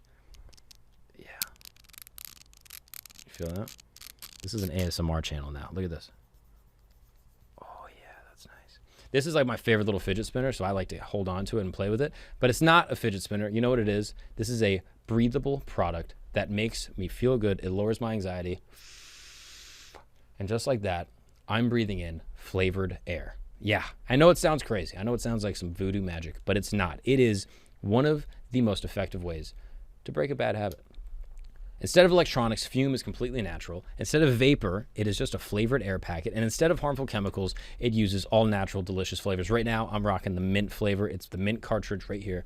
You pop this off, you put the mint cartridge in there, pop it back on. It's just fun to breathe with. It lowers your anxiety. It makes you feel good. And it's sleek and fun to fidget with. And on top of all that, it looks cool. And maybe the greatest thing of all, if you know me, you know I'm a health nut. I like to not put bad chemicals in my body. I like this because it eliminates the bad from the habit, but still keeps the habit. So if you want to take the bad out of your habits and just have a fun, easy, enjoyable, relaxing time with an amazing product, you should check out Fume. Fume has served over 100,000 customers and has thousands of success stories, and there's no reason that can't be you right now listening. So you should join Fume in accelerating humanity's breakup from destructive habits. And here's what I want you to do. If you're interested, the best way to do this is you go to TryFume, that's TryFum.com. I want you to check out the Journey Pack. With the Journey Pack, you're gonna get the device itself. You're gonna get some, flavored packets that you can toss in there. You can try out a couple different types.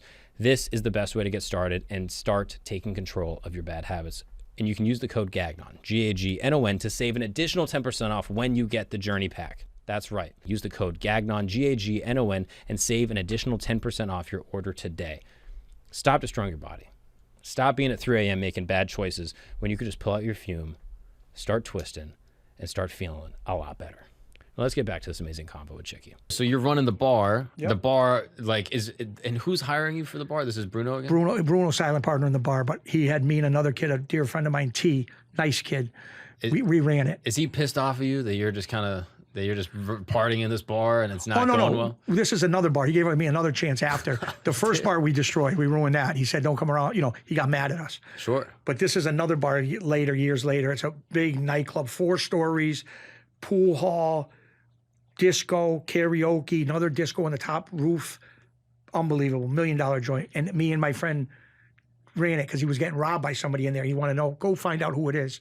So he put us in there. How did he end up getting all these properties? Like all these bars, all these nightclubs? This guy was a shaker and a mover. I mean, he was smart. He made a street. There was a street in Springfield that he owned almost the whole block. I'm talking about at one time there was probably 15 bars in this one block, apartments, condos, him and his son. And his son's a good kid. His son moved to Florida. Now he's out near Fort Lauderdale. He was an old friend of mine, but he hasn't talked to me since his father got killed because I think he has, I don't know, I can't really answer for him, but I think it's got to do with, which I didn't know nothing, but I think he thought I knew what they were going to do to his father because the kid that pleaded guilty to it, so I can't even say alleged, the kid who pleaded guilty to the murder, to orchestrate the murder was a friend of mine since childhood. And then when he was facing life, he cooperated and turned in some people in New York, big shots. And he ended up leaving the life, whatever. And he does podcasts, whatever. It has nothing to do with me. But, that's his thing. Mm-hmm. But, so I'm just, like I said, we can go into wherever you want to go. But the main reason, and I appreciate you letting me come on, is, and we can go other places. I just want to kind of give you a little, I did crazy things. Was I a killer? No, nothing like that. But I was around my whole life. The guys know I was. But then I started, and I'll go a little ahead, but I'll go back. But I started having my daughters. I had my daughters in 1993, 95, and I'm married. And it's just like, and I was just thinking, like, I would I seen the 2-face, 3-face, 4-face bullshit. You're talking with somebody, they're laughing with you and hugging you, and you're not 10 feet out the door of the social club, and somebody sitting in there having coffee says, as soon as you walked out, they abuse the shit out of you.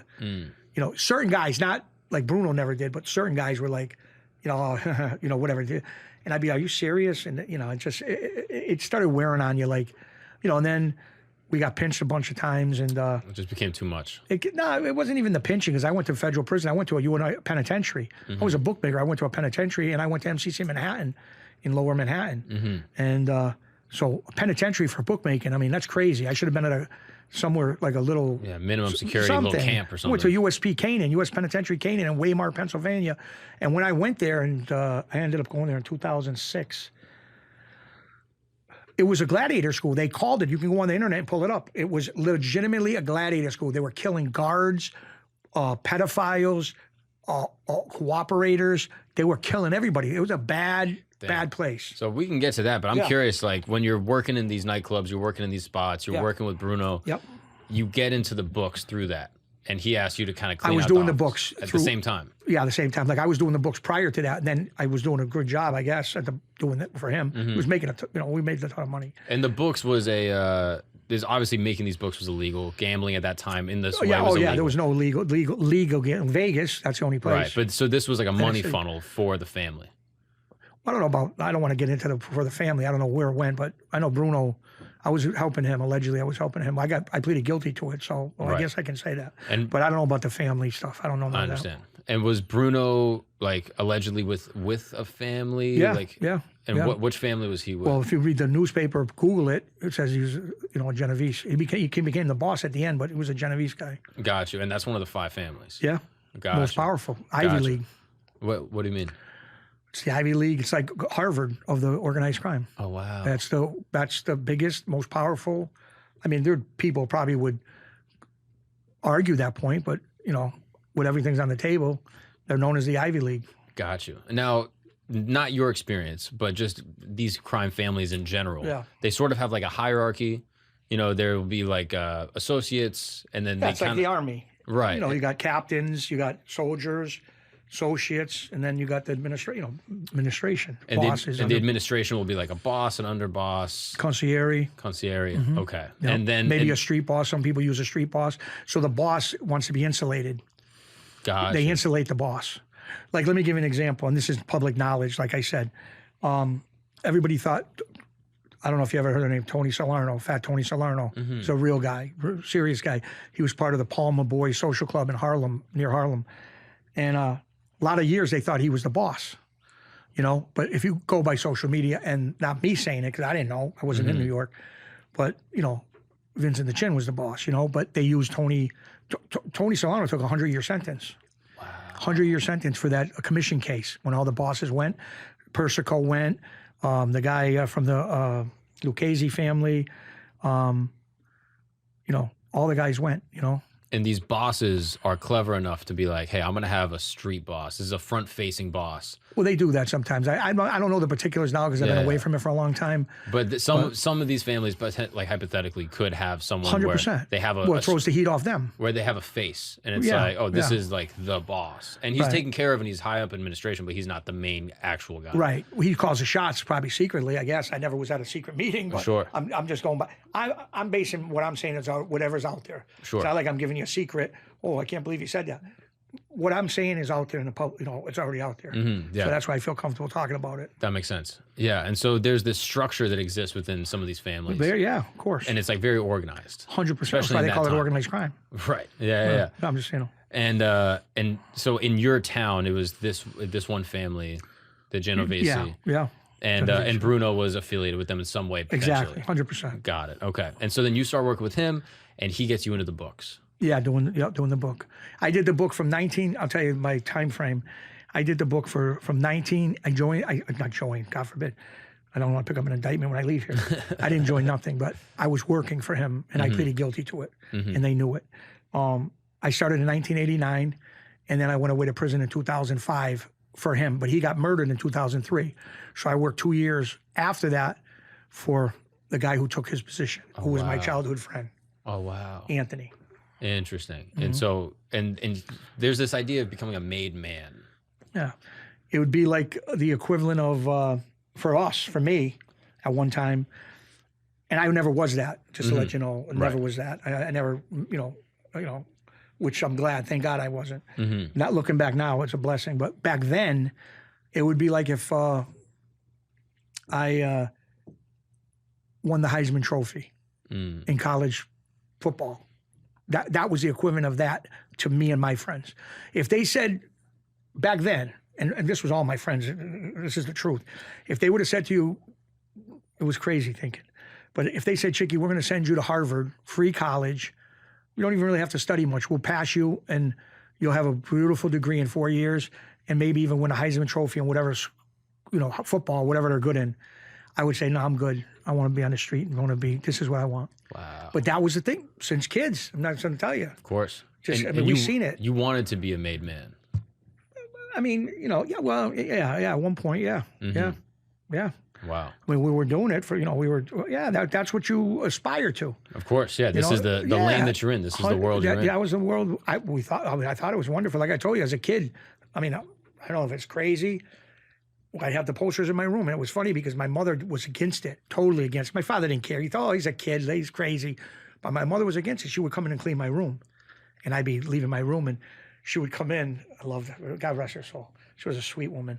she would make making my bed, you know, and putting my clothes nice from the laundry, and I'd be getting out of the house, leaving the house, and she'd be doing the bed, like making it nice, and she would look up like this, and I would catch her. She would look up, and there was the whole wall of this family, that family, whatever organized crime picture, John Gotti with his suit on, you know, and she'd clean the bed, and she'd go, like, do the, not talk, but just go, shake her head, and I would laugh. She'd say, yeah, real funny. And I'd go. Then we'd take pinches when we were kids, 16, 17, 18. On the weekends, I used to come home from the Navy once in a while because they had me in a hospital for a while because I got hurt. And I'd come home on the weekend, and we'd fight on the weekend. That's when we go to bars.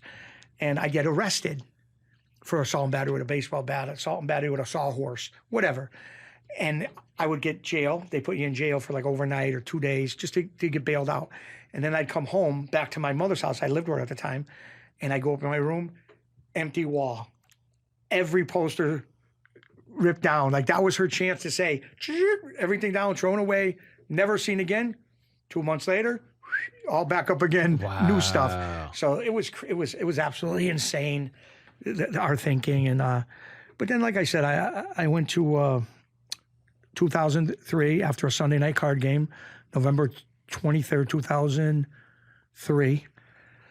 Bruno was in the social club playing cards. He played every Sunday night, every Sunday night cards. We used to eat his house during the day. Sunday day was eating at his house. Wife Anna was a sweetheart. She cooked for us. All the guys would go there. Then we'd sit on his couch in his little living room and watch the games. And I had the little piece of paper on me, you know, from leaving. I used to leave at 1:30 the office and come back at like 3:15 to 4 o'clock games.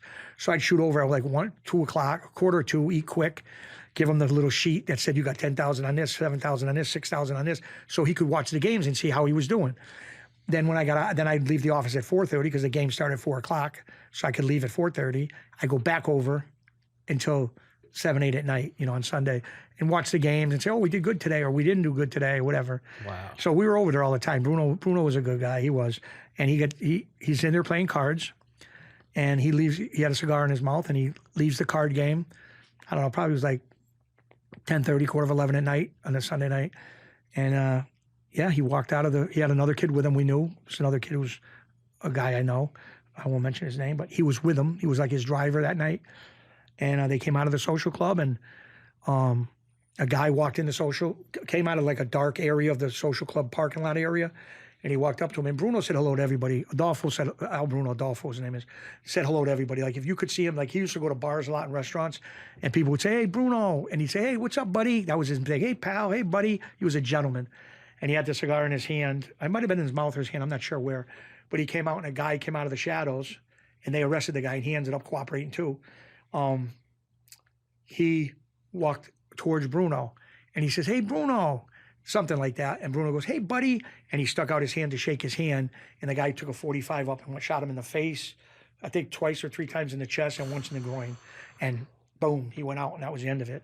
And they killed him. Wow.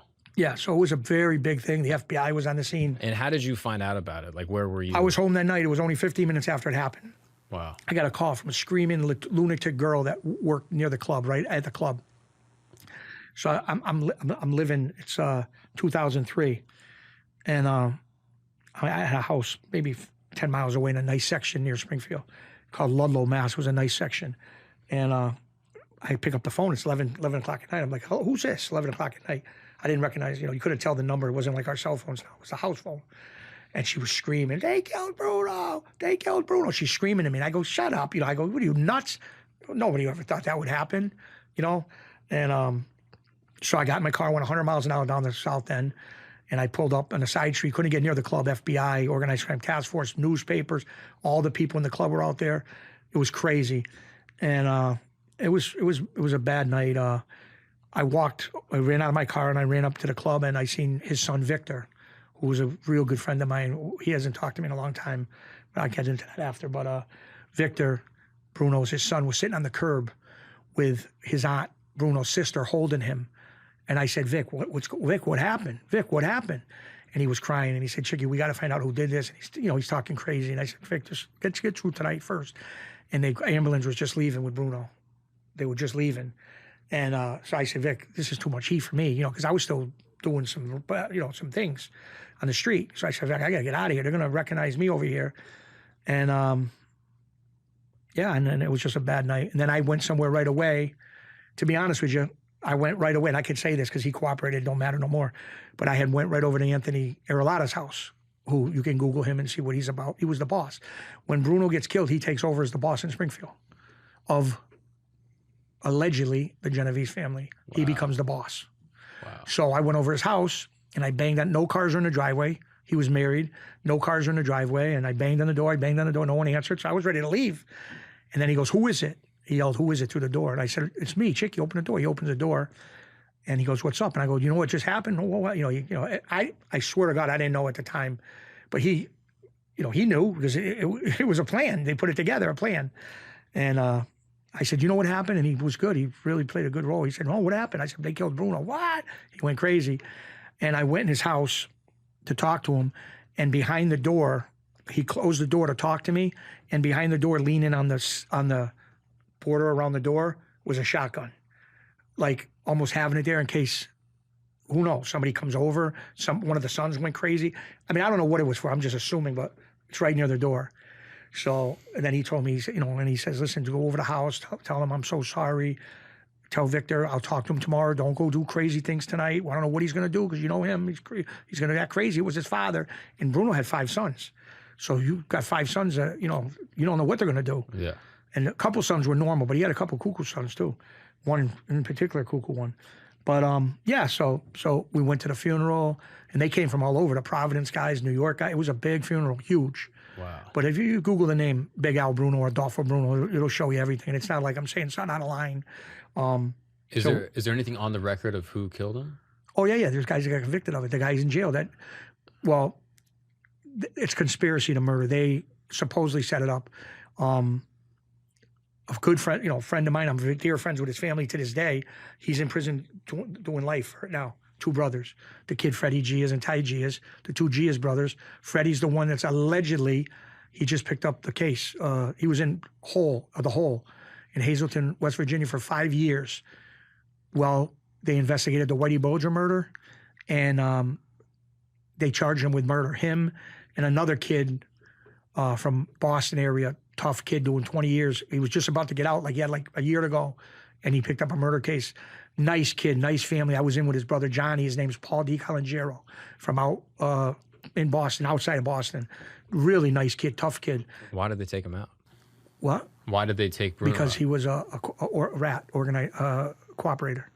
He got put in the prison, and he should have never been there. He got put in population, Whitey Bulger. He was a notorious cooperator and worked with the feds, and he put away a lot of tie-ins in the North End, and Freddie hated cooperators, hated them with a passion, because remember, he got put in jail by his closest friend, one of his closest friends, put him in jail for life, him and his brother. Wow. And they put another kid who was a nice kid too from my area for 25 years he got, because they couldn't tie him to, they got him for 2 murders in my area. Bruno murder, and they killed another guy like a month or 2 before that. And why did they take Bruno out? There's so many rumors. I don't even want to get into it. In other words, when people do podcasts, they want to bullshit and say it's this reason, that reason. I don't know what the reason is. There's certain things, but I don't know. I don't know. I don't have no idea. But I know they pled to the it. The boss from the Genovese family, and this is, like I said, this is all public knowledge. His name was Artie Nigro, and he got life in prison too. But he ends up dying of cancer, I think in 2018. Wow. So, yeah. He was the boss at one time, acting boss. Wow. And he from the Bronx. And that's crazy. He got life in prison. There was 3 got life. 3 got life. 1 got 25 years, the 4. And then 3 people cooperated. The guy Felix that drove us to that meeting I told you earlier, he cooperated, became an informant. The guy who actually shot Bruno became an informant. He was a Spanish kid named Frankie Roach. He was like a kind of a misfit kid, a junkie, one of them kind of kids. And they paid him to do it. He had balls, but he was just not all there. And then the kid we talked about, Anthony Aralata, cooperated. Wow. And then the 4 guys went to jail. No, 3 guys went to jail. Did it scare you? 4 guys, I'm sorry. When it happened, did it shake you? No, because I really didn't know. I mean, it was like a big thing, like who did it, and and even the people that did it were like looking in your face saying, we got to find out who did this. They really did it good. They played it good. And that's why, not to bring it up, but that's why I feel kind of bad, because the son, Victor, who's a nice kid, and I'm friends with the family, but Victor didn't really talk to me after that. Like from that, maybe like when it came out later, a couple years later, who did it, you got to understand, that was my guys. I was close with them. We were out eating dinner. We were at the house. I was friends with the brothers, and I was good friends with Anthony. So when he found out his father got murdered by them, he always kind of thought it, but he couldn't prove it. But then when it came out, when Anthony cooperated, he told the real story, what happened, this, that, and Anthony found out. Victor found out, and he never talked to me since. Like he said, he had a fight with me on the phone one time, and he said, I know you knew, and you never told me. You could have warned me, and I could have got my father to Florida, got him out of here to cool down. I said, Vic, I didn't know. And I didn't know. I really didn't. And I'm not just saying that because I could pick up the case too. If I knew, I'm a accessory, whatever you want to call it. Yeah. I would have been a co. I didn't know. I really didn't. And you liked Bruno. I liked him. I did like him. I did like him. And a lot of people liked him. A lot of people liked him. But it's the old song and dance. When somebody's dead, all of a sudden, these people coming out of the woodwork. He wasn't a good guy. Come on. When he was alive, he treated you like a king. Wow. Come on. Now, people die years later. They're like, oh, he wasn't that good anyway. They like saying that unless you're the family member or a close friend. Yeah, of course. But everybody loved the guy. It's the way it was. And there ain't nobody can say different. Yeah. Of course, everybody has people they don't like him. Mm-hmm. But he gave you all these opportunities. He's getting you, 100%. The books. He's getting you the business. Everything. Me, a lot. And you were saying, at what point were you making real money from the books? Well, keep in mind, I was making good money. He was paying me like good money a week. Back then, I think I was getting $700-800 a week, $600-800 a week. No taxes, no nothing. Then keep in mind, if he had a good winning week, say he won 40, 50,000, he throws a couple thousand here, take 2,000, go with your girl. It's not bad. So, and then I'm still, remember I got hurt in the military. So I got my big ass, excuse my language, I got my big pension coming in. Yep. So, I was doing pretty good. And you're still working at the club. Hustling, and they paid me. The club was different. I got 150 a night there. Just go from 10 at night to 2 in the morning. Stand there. Okay, it's 1:45. Let's go. Bring all the register money. Bring the drawers. We count the money, put it in the safe, write the paper. We were doing that, and there was a lot of opportunity. What happens if there's a guy that calls you up, starts making some bets, and then can't come through on them? That's another thing you see in the movie theater not movie theater, but you see in these gangster movies, they crack his head with a bat and all this bullshit. Come on, it's nonsense. They do it, some people, but if they're crazy, they don't survive. I can name a ton of guys. What's his name? Roy DeMeo. Feared on the street, a serial killer, a nut. Where did he end up? In his trunk. They killed him. They put him in his trunk because, you can be feared, but if you're too crazy, they don't want you on the street. You bring heat to them, number one. And number two, they're probably thinking you're going to try to overthrow them and kill them. And this guy, Roy DeMeo, was a serial killer. That's a fact. You can go on any show and watch that. Yeah. And then they had guys that were, what's his name? Greg Scarpa. Guy was a stool pigeon for 35 years, a rat, like Whitey Bulger. They had the government. This is what, and I don't care about getting in trouble. The government creates these people. Okay, and I know he's a big podcaster now. I don't want to get into too much with him, but Sammy the Bova Gravano. Okay, he's got a huge podcast, makes good money. He's making it out like he's this hero and he changed. He didn't change. He put John Gotti away. Not only John Gotti, he put about 50, maybe 60 other people away. Okay, so when he says, he tells stories, John Gotti was going to told me I have to take all the weight, and that's why he turned on. John Gotti never, listen to me, John Gotti never, if you think that conversation took place, John Gotti his whole life would never say to Sammy the Bull, you take the weight and stay in jail and I'm going free. He was never made like that. I'm friends with his son. John Jr. is a dear friend of mine. And I talked to the brothers, both of them, and I'm friends with the sister. I know the inner stories, and he could say whatever he wants, his monotonous bullshit, but the regular Joe Schmo person, regular American person that don't know this life, they love him. Look at how many subscribers he's got. Hey, if that's his new niche, it ain't my business. But he killed a 16-year-old kid. I'm friends with the girl. 16-year-old kid. He shot him with a shotgun. Alan Kaiser and justice for Alan Kaiser. 16-year-old kid for no reason, no gangster, no nothing. He was in the street, and Sammy and his friend thought it was some guy who insulted them in a bar. It was a 16-year-old kid just going down the street. They shot him in the back with a shotgun. Whoa. And Sammy goes on, and I don't mean to bring this up because maybe it'll cause some flack, but not really, but I'm just saying the truth. I mean, come on. He gets out of jail. He's a serial killer. 19 bodies that we know of. 19 bodies he killed. 4 years in prison. He gets out, got his life back. He can go off into the wild, wild west and live a nice life with his kids and his wife. What's he do? Puts his son in an ecstasy business, gets pinched in Arizona for ecstasy, selling drugs with his kid, or at least financing it. Boom, gets 20 more years in prison. They put him in prison this time for 20 years, and now he's out. Wow. Come on. I mean, was he a real gangster? Absolutely. Was he a stone cold killer? Absolutely. Was he very sharp with businesses, unions? Absolutely. But was he a serial killer that would kill his own best friend for money? Absolutely. And that's facts. It's not me just saying it. And do you feel like there's like an unwritten code of ethics that goes along with being in this type of life? Well, as far as, like, give me an example. Like in terms of like, you know, like, hey, don't mess with women. Don't mess with kids. Like 100%. I mean, we grew up around that. I mean, I know there's, in every batch of apples, there's always a bad apple. But we could, listen to me. And I seen it happen, so I'm not going to say it don't happen. But yeah, I mean, I would never go with my friend's ex-wife. My friend's even ex-girlfriend. I don't care if she looked like a movie star. It would never happen. And a lot of my friends around me would never do that. But there's always some jerk guy that, you know, that the girl, they can't be, you know, the girl drives them crazy. When they see a pretty girl, they'll do anything to get to her. And it's like a devil exception, something, you know. They got to go after her. They don't care if she's married to a boss.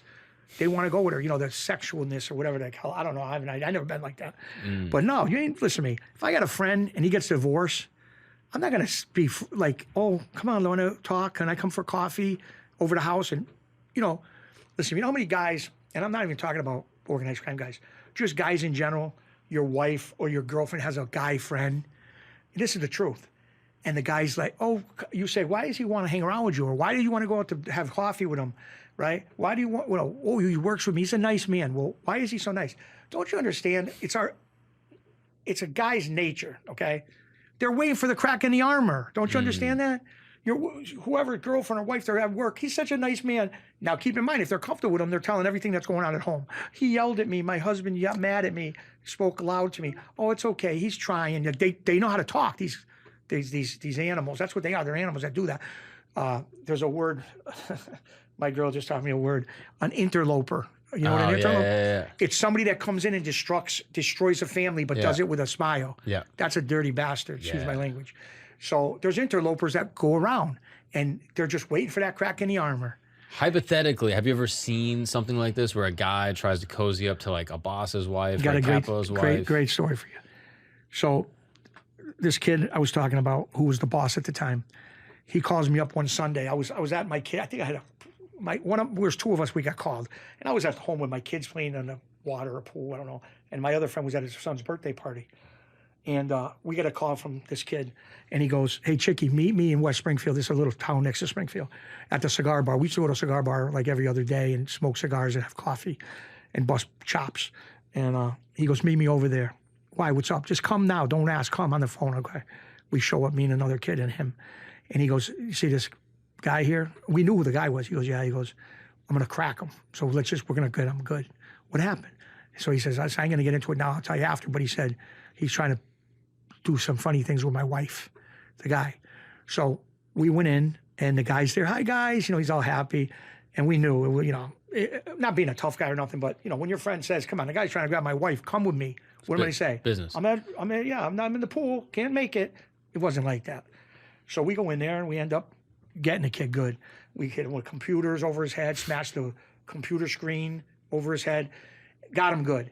Somehow, through the grace of God, and thank God, because maybe I'd be in jail for 30 years, he got out the door. Like, he had one of them doors where you push that thing and it opens. Yeah.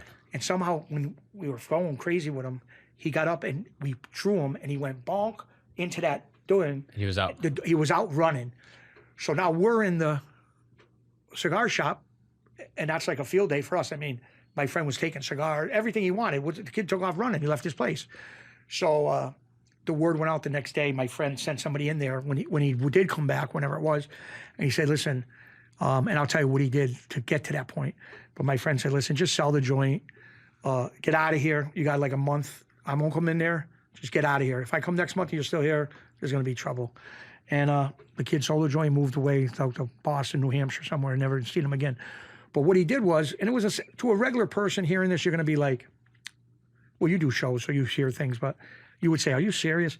What happened was the friend of mine's wife had her car broken down. I don't know if it was her tire or engine or something. And this kid drove by her on the main road in Springfield, like on a side road, but the main road by that highway. And he pulls right over, which is great. Okay, I'll give you an example. You're married, right? Mm-hmm. Okay, you're with your wife. Your wife, me and you are friends. We go out all the time. Well, I see you all the time. We don't go out. We're friends. And I see you every day. We smoke cigars. We laugh, talk about stuff, politics, whatever, bullshit.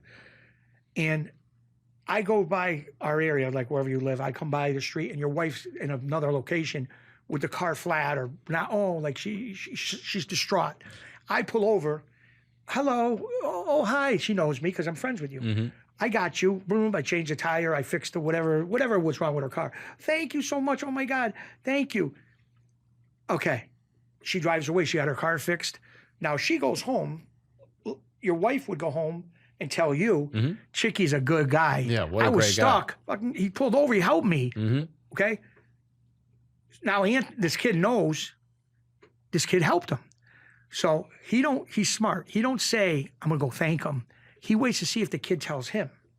So we go for weeks. Now, I don't even know what's going on at this point. He keep it in his head. We go to the place every day, cigars, coffee, laughing. The kid doesn't mention him to one time. Not even, now, you don't think I'm going to tell you, like I just said, I helped your wife. Did she tell you? Oh, she did. Thank you, Chicky. No problem. Anytime. I know you do it for me. Never said a word. I think the kid even hinted around to him, like, you've been seeing anybody? You go around, you see? No.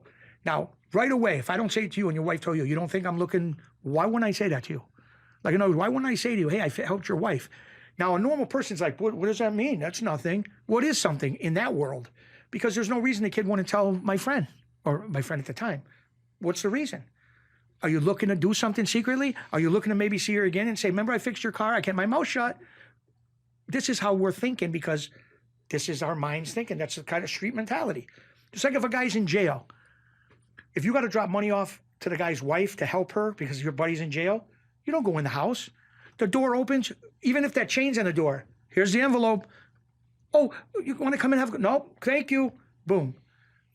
That's how you're supposed to do it. You're not supposed to go in and sit and have coffee. Can I cook some macaroni for you? No, you don't do that. Oh, come on in. Thank you. I'm all set. Here's the envelope.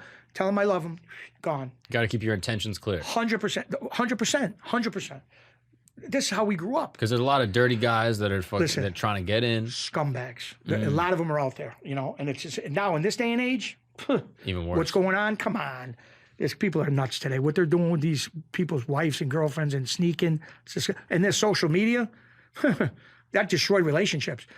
Social media, if you use it for business or you want to put up your grandkid or your kid's baseball game, that's fine. But if you're, listen, I don't want to stereotype everybody, but if your wife or girlfriend has social media, listen to me, and this is a true reality, excuse me, this is a true reality. They're getting inboxed by guys. They see a picture, wow, you're beautiful. You think they're going to come maybe inbox the fire emoji? I'm just saying. Yeah. Now,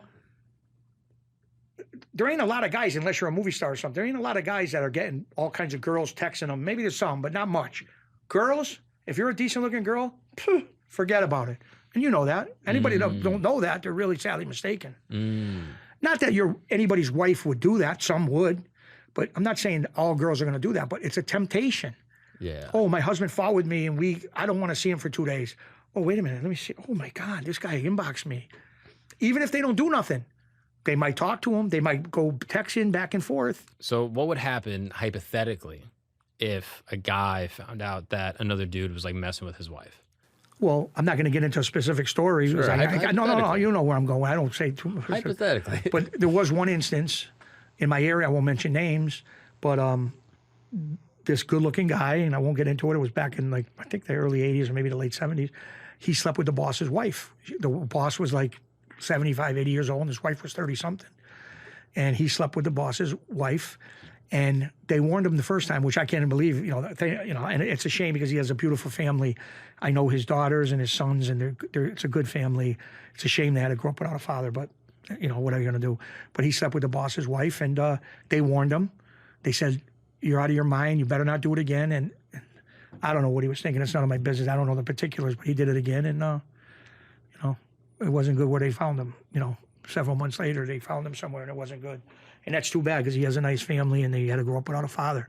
So the bottom line is, in that world, I don't know, I'm sure in the drug world, in the biker gang world, in the gang world, gangs, I'm sure it's the same way. You sleep with one of your, with quotation mark, brothers, supposed to be your brother, and you're sleeping with the guy's wife. It's a death sentence in that world. Yeah.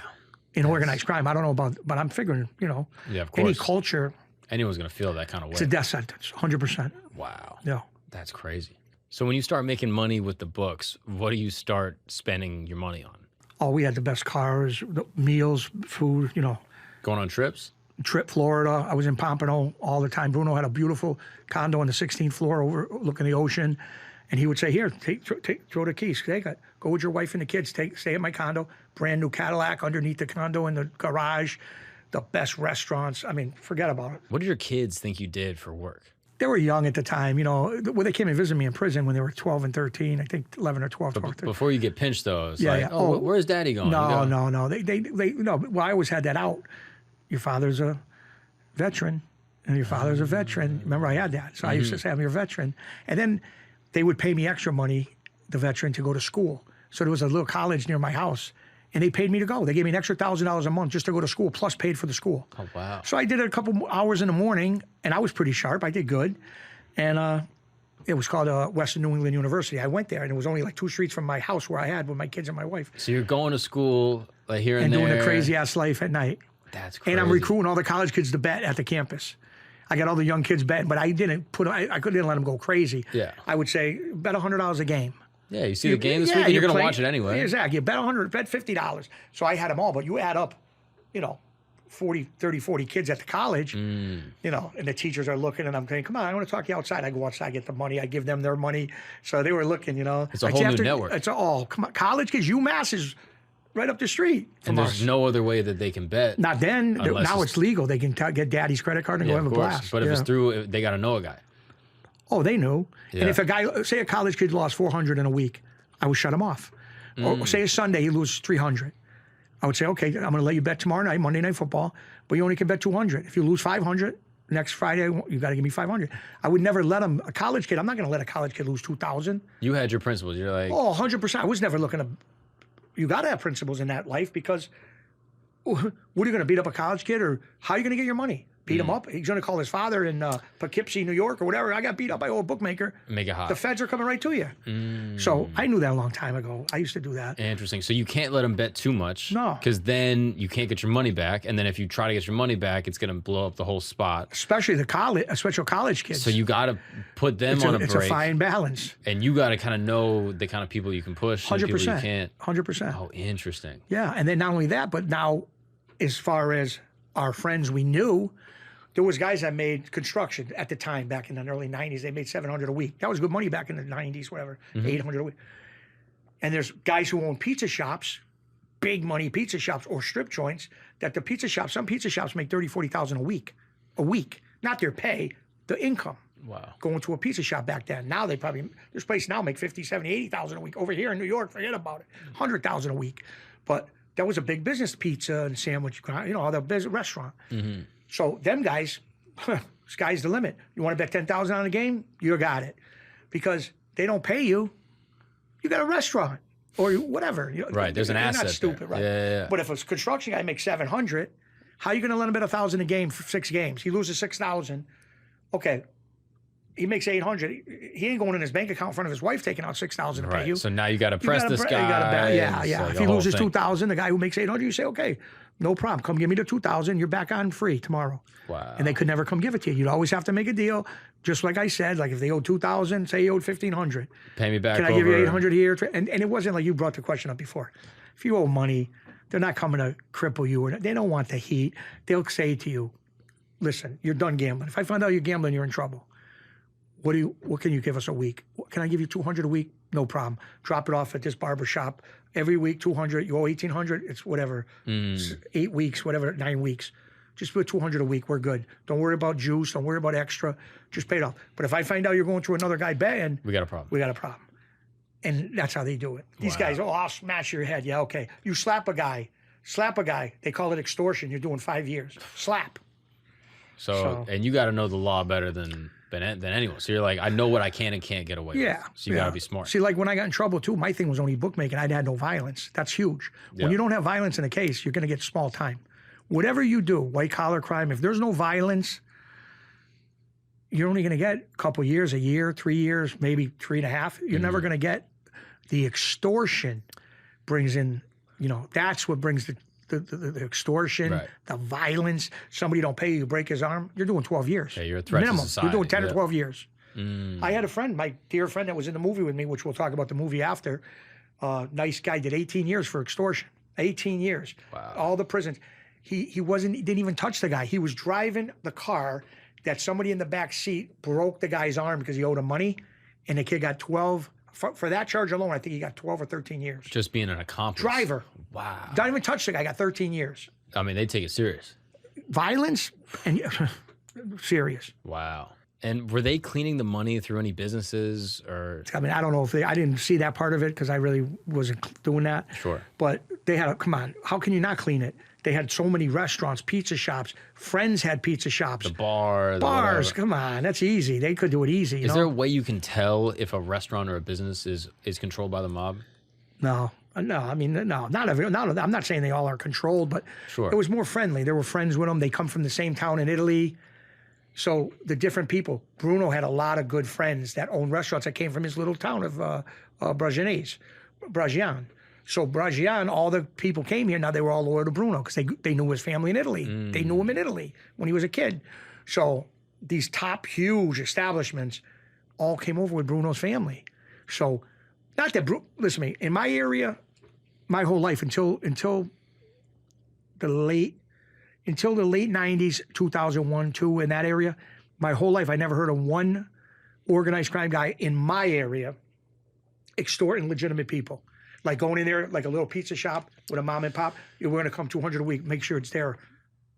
Never happened in our area. Because everyone's Italian, everyone knows each other, everyone never grew extorted. up around each now, other. Don't get me wrong.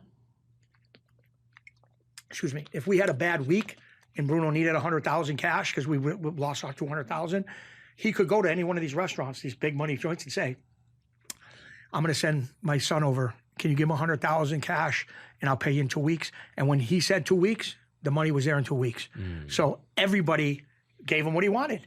He would, no interest or nothing. Hey, listen, we lost a ton. Can I borrow 100,000? I'll give it to you in 2 weeks. Bruno, no problem. Come get it. And then 2 weeks. He said 3 weeks, 2 weeks, 1 week. One of us went and gave the money back, or his son did.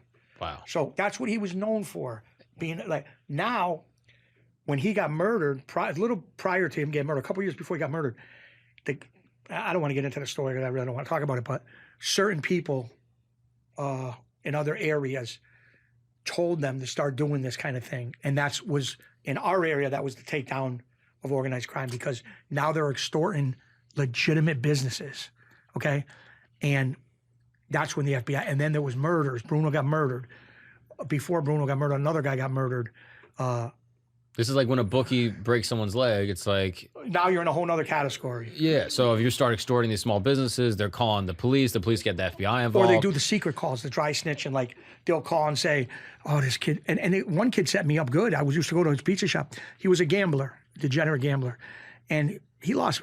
What happened was he didn't lose that much to me, but he lost to every bookmaker at one time. So he might have owed me $7,000. He owed this guy $10,000. He owed like $90,000 in 1 week to all the guys. So all the guys that separately, not knowing he owed them, they didn't know he owed me. We would go to him and say, "What can you pay us a week?" He'd say, "Chicky, come up and get 200 a week. Is that okay?" I said, "Yeah, okay." You know, because I could make decisions like that. I could say, "Bruno, the guy's going to pay 200 a week. It's all he's got. What are you going to extort him?" No. You just get it. Make sure. Okay. So I'd go up there with my kids, and I always did it good because I would go on like a Saturday afternoon. Wasn't like I'm getting drugs. I'm getting money. Envelope, 200 or whatever. Give me 200 here. I'd go have pizza. So I'd support his business. I might spend $80 on the lunch, And he's giving me 200 that he owes, so okay, 140 or whatever, 620.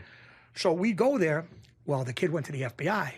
So the FBI came there at night and put FBI cameras in his pizza shop.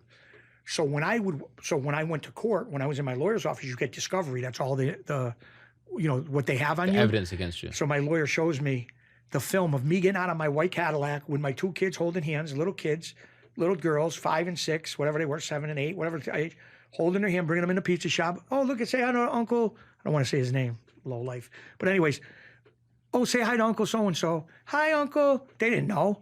They sit down, pizza, they want French fries, soda, nice time, laughing, play the jukebox. Then before I left, I'd say, what I owe you? And I'd say, here's whatever, the pill. And they'd say, hey, thank you. And he'd go like this in my hand. Now, I'm in my lawyer's office watching this. He had me every week coming up. He saw me. He saw me. So one time, I'm watching in my lawyer's office, right? The camera's on me and my kids, and they're showing me hug my kids. It was disgusting seeing that somebody would record like that. And when I'm walking out to my car, you could still see me in the camera, my body and my kids walking with their hands out to my car in the parking lot. He looks up at the camera and he goes, looks up at the camera to the FBI people watching and goes, didn't I do a good job? Didn't I get them to talk? Like, didn't I do a good job? I saw it. Imagine his low life. And then we all took pinches, not only me, all the other bookmakers, because like they were recording me, they were recording them. Wow. I would come on, say, Saturday. He would say, Chicky, come every Saturday. He told this other guy, come on Sunday. He told another guy, come on Monday. Every day he had somebody new. And how do you feel when you watch the footage? I was disgusted because it wasn't that big of a deal. It wasn't like, first of all, I never threatened the kid. I just said, what can you pay? You're a good guy, okay? I need $2,000. Can I borrow $2,000? Yeah, but I'm going to tell you straight out, I only give you $400 a week until I paid off. Is that okay? Chicky, yeah, listen, good. Okay. I bring you the money twice. Then the third time, you don't hear from me. Fourth time, you don't hear from me. You say, Chick, what's going on? Not for nothing. I lend you the money. I'm your friend, but I got a family. And I'm recording the FBI is filming you. And I say, I can't pay. I mean, you're like, what? Bob, I need my money. I got my wife, or whatever you say to me. They'll get you for extortion. You don't got to hit me. It's extortion. You're trying to get money from me. Wow. You don't realize that. Yeah. And how much did this guy owe? I don't know what he owed total, but I know he owed me probably $5,000 or $6,000, $7,000, maybe no more than $7,000, no less than $5,000. Wow! So he gets in a jam with you guys, with a bunch of other bookies, and then goes. And then he gets pinched. He's an FBI informant, and he gets pinched on the street while we're fighting our case. A couple months later, he gets pinched on the street with a gun and a ton of these Oxycontins, whatever these crazy, pills. The opiates. Yeah. And they let him go. He goes to jail for a day. He says, call my handler, because when you're an informant, you get a handler. That's one guy, you know his number. He works for either the state police or the FBI. And they call him and say, Joe, whatever your name is, like Whitey Bulger had the guy Connolly, who was a worse criminal than, just as much as a criminal as Whitey Bulger, and he ends up going to jail. He was the state trooper that was getting the information from Whitey Bulger about the Italians in the north end of Boston and using it against the Italian, arresting all the Angiulo brothers, all the real older guys for hardly nothing. Meanwhile, Whitey Bulger's an informant. He's killing women, people. Wow. He was a stone killer. The guy, Greg Scarpa, in New York, Brooklyn, right here, Brooklyn he's from. He killed, they got him estimated, killed over 70 people. He was a stone cold Mad Hatter. What do you think he was killing all these people for? Guy would walk in a social club, say something he didn't like, boom, shoot him right in the head in front of everybody. Why do you think he was so crazy? The FBI was letting him do it. Wow. The FBI knew about what he was doing. But he's giving them good information, so they let it happen. It's okay you killed 60 people. You're turning in other guys. Whoa. Come on. I mean, this is facts. I'm not trying to say, oh, I know secrets. This is true facts. You can look it up. That is brutal. So So I ended up catching the case. That was the case. Myself, Bruno, Anthony, and another kid, I won't mention, nice kid, just a working kid. We picked up the case. Bruno was what they call an unindicted co-defendant because he got murdered. So he can't be on the case. But if he lived, we would have been all together. Wow. And I ended up going to jail. Anthony went to jail. The other kid, I don't think he went to jail. No, he just paid a fine. But I ended up going to the United States Penitentiary, Canaan. And when do you find out you're getting arrested? That's a funny story. I was living in a nice section near Springfield, and I went out like 6:30 in the morning to go get, it was back in 2005 or 4, and I went out to get the paper and some coffee. and I was returning some Disney movies to remember Blockbuster Video, might have been before your time. You rent CDs, DVDs, whatever.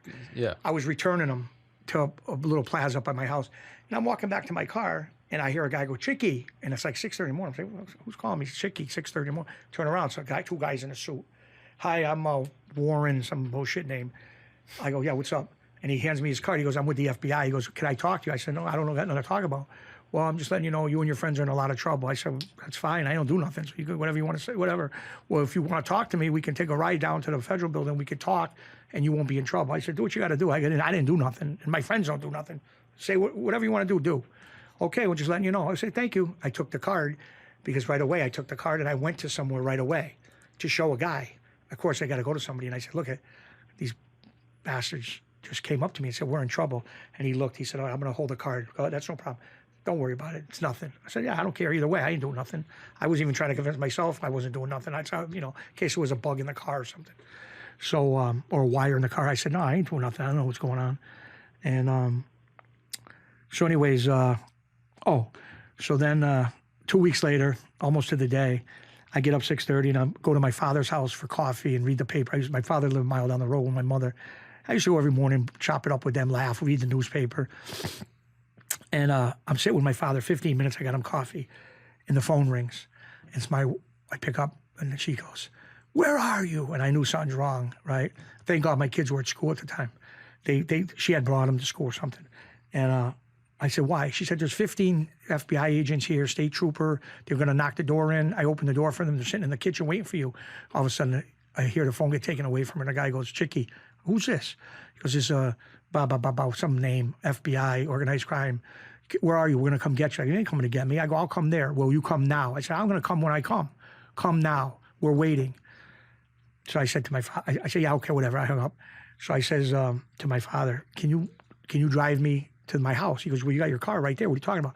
I said, there's a guy there. This is a funny story. I said, there's the local police. They want to give me a summons because I didn't pay like 4 parking tickets.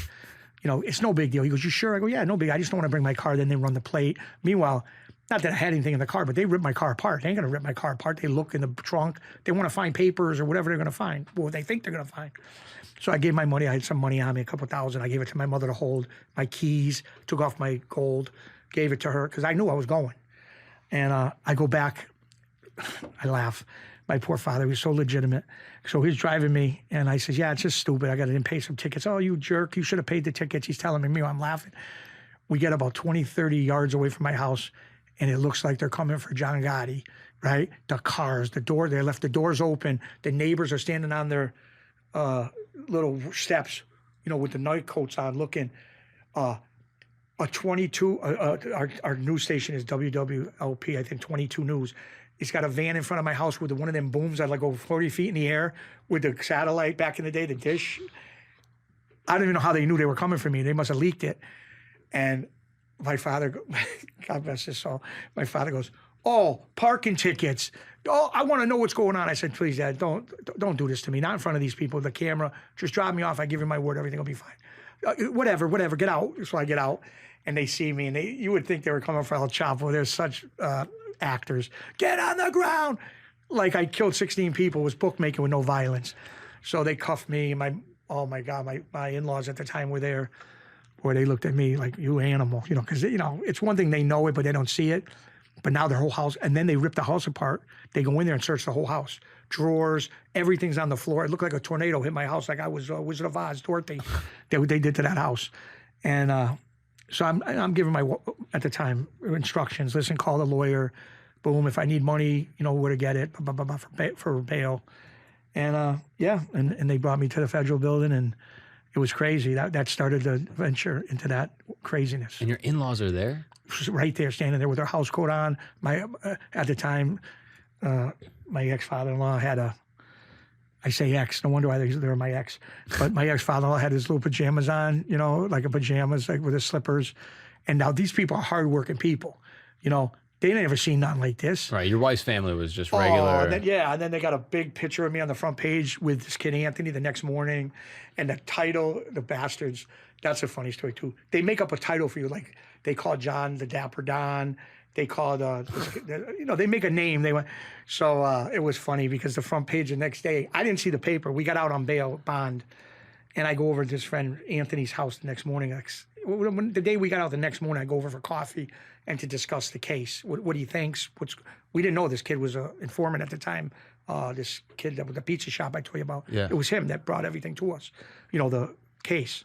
He's the one that put a bond to us. And it was funny. So I get in his truck. And his truck, we didn't know at the time, but his truck had a FBI wire in his truck hidden. So they could hear everything we talked about. Okay. So, but we knew not to talk about crazy things. This is after you bonded out. Bonded out, right? They had an FBI wire because he was the boss at the time. He was the boss of our area. He was the captain. He was a cop. They call it a capo. He was a captain in our area. He took Bruno's place. Okay. So he was the boss at that time. So I'm in a case with the boss and then the boss that got killed. But like I said, he wasn't there to do it.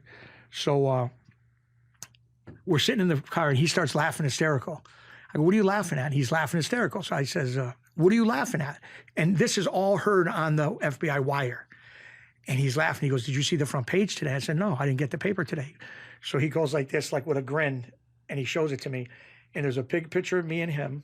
And I got a black and green Boston Celtics from where I'm from, Celtics sweatsuit, velour, right? It was like winter cold. And I'm a big guy, it is what it is, right? And the title says, Fat Chicky Cecchetelli gets picked up in multi-million-dollar running sports gambling with organized, blah, blah, blah, blah, all this title. So now a normal person would be like, I don't care about that. We got to fight this case. Boom, boom, boom, nervous. I go, now they're listening they have somewhere they're listening. And I go, the organized crime reporter in our area was a woman named Stephanie Barry. She's very known, nice lady. I got to know her after. She's a nice woman, but she's very good at her job. And I don't know if she came up with that name or the FBI gave her that name, but she wrote it. It said, story by Stephanie Barry. So I said, that filthy animal. How could she make a name like up? I was so embarrassed. Like, it would have been cool if it was like Tough Guy Chicky or Chicky the Man or whatever stupid name. It's also not that clever. Fat Chicky, whatever, right? So I go, and then he's laughing hysterical because he knows I'm more pissed at that. And then I kept my composure and we started laughing hysterical. So fast forward to like 5 years later, and I run into this Stephanie Barry reporter at a restaurant or something, and she starts laughing. Chicky, hi. She was nice. I said, hi, Stephanie. How you doing? I said, and we laugh. And she goes, I got to tell you this story I never told you. I go, why?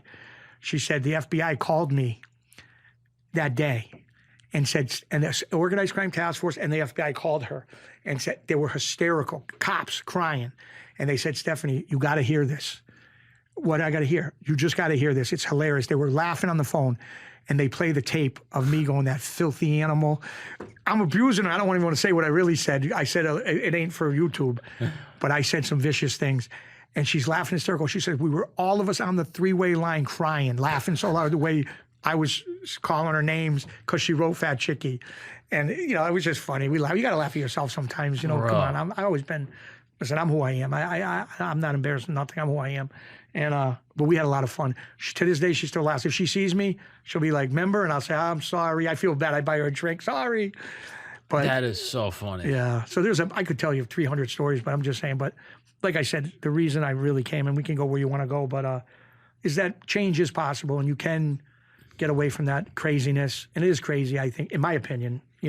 At my age, 55 years old, it's crazy. I don't know about 20-year-olds. Yeah. And then, I started. I got into the movie business. Don't ask me how. I'm not an actor, but I was in a movie. It's coming out. James Madio, Leonardo DiCaprio is the production house, Appian Way. It's running the whole production thing. It's at the, Venice Film Fest? It's at the Venice Film Festival Sunday. It premieres September 3rd, Venice Film Festival. There's only 12 movies or 13 movies that were picked. We were one of them out of hundreds and hundreds. And that's at this film festival is where like Netflix is, Hulu, all these streaming services, and they buy the film. The movie theater. Oh, wow. So it could be on Netflix. Oh, it's definitely going to be out there. It's either going to be in the movie theater or it'll be on a big streaming like Netflix or HBO. It's a movie. It's about Willie Pep. He's the boxer out of Hartford, 229 professional fights. And if I could get into that, I'll tell you a funny story. What's up, guys? We're going to take a break really quick from this amazing conversation with Chicky because I need to tell you how to fix your back pain. Yeah. You've been sitting on this fat, chunky wallet all the time. You got a dad wallet. It's sitting in your back pocket, and it's making you lopsided. Now you got scoliosis. You know how you can fix it? You can fix it with a product that I actually use every single day, and that's called the Ekster wallet. This right here. I'm holding it up. You're looking at it. You're like, I've never even seen a wallet like that. This is what's known as an Ekster. It is efficient, it's secure, and it's very stylish. It's efficient for this reason. With one touch of a button, boom, I can hit all my cards just like that. Please don't steal my identity. Just like that, boom, one click of a button, I have everything I need. It's amazing. On top of that, it's extremely secure. There are all these scams. They happen a lot in New York where people will try to skim your wallet. They'll go up to your back pocket, boop, they'll try to boop you. With this, they can't get in. It's absolutely amazing. And on top of that, the thing that I love the most about Ekster that I feel like no one talks about it enough is the fact that it stops you from collecting garbage.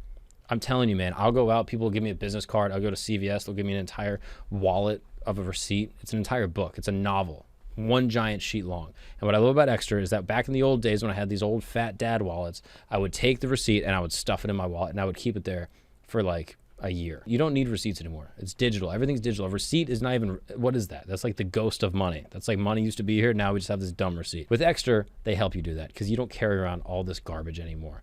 If you want a safe wallet that is very sleek, very thin, and will stop cluttering your life, you need to check out Ekster. So if you're interested, you can check out the wallets at shop.ekster, ekster.com/Gagnon, Gagnon. That's correct. That is shop.ekster.com/Gagnon, Gagnon. This is what Ekster is going to do for listeners of this show of Camp Gagnon. When you use the promo code Gagnon, Gagnon, you are going to get up to 25% off site-wide. That's correct. You get a wallet for you, for your mom, for your uncle, for your dog. You're getting 25% off the entire order when you use the code Gagnon, Gagnon. That is shop.ekster, ekster.com/Gagnon, Gagnon. Stop hurting your back. Save some money. Use the promo code Gagnon and stop collecting and cluttering your wallet with all this garbage. Check out an Ekster wallet today. Now let's get back to this amazing conversation with Chicky. So how did you get involved with this movie? So anyways, they were filming the Willie Pep story, like I said before, with Leonardo DiCaprio's production team, AP and Way, and James Maddow, a great actor, played in Band of Brothers, Hook. He played in The Offer, about the making of The Godfather. Played in a ton of movies. And there's another guy, Jay Gioni, great guy from Boston. He lives in L.A. now. He played in the movies in Boston about Whitey Bulger with Jack Nicholson. He played with different, he played in the movies with, he played in Gone Baby Gone with Affleck's brother. He played in a ton of movies, really good movies. He's on Netflix right now in a movie, and he's a really good actor. And he is friends with a friend of mine, the MMA fighter for Bellator. He's my dear friend. And he said, come on out, bring Chicky, come on out, and maybe we can use you in the audience, like, in the boxing ring, you'll pass me and I'm in the audience. It was the film was set in the late 50s, 60s. And so we show up and I bring another friend of mine, the friend that did 18 years in federal prison. I bring him too. I said, come, maybe we can sit together in the audience and he'll film us. Not thinking nothing. So a lot of the people from Bronx Tale were in the movie. People from these Italian kids that were in the Bronx Tale, they were young kids then. And they were in the movie. So anyways, I meet all the actors and everything. And this kid, James, I meet James Maddow. I met the director. And I'm a big guy, and I'm with my friend Brian. And my friend Brian got like a real groggly voice, like, hey, how you doing? One of them, like, if he would be a good DJ, that's how his voice was. But anyway, like a Wolfman Jack, whatever his name was. Yeah. So we meet the director and we go back and meet the star. And they talk to me and my friend Brian and they look at me. And I see them whisper to each other something. And I'm looking, I think maybe I shouldn't be here. Maybe I don't know. So they whisper. And I said, I appreciate it if you could, I heard maybe you could put us in the audience, something. And thank you for, it's something. We can get nice pictures or whatever with the stars. So the director says, no. We're going to use you somewhere different. So we're talking about. He goes, you're going to be in the movie. I said, passing me? No. You're going to get a talking role. I said, I ain't an actor. I mean, maybe they thought somebody told him Chicky's an actor. I did one other thing in 2018 in Under the Whitestone Bridge in Queens. We shot it. It was going to be a good show, but whatever. It was called The Flanagans, about the Irish mob, the Hell's Kitchen, the Westies.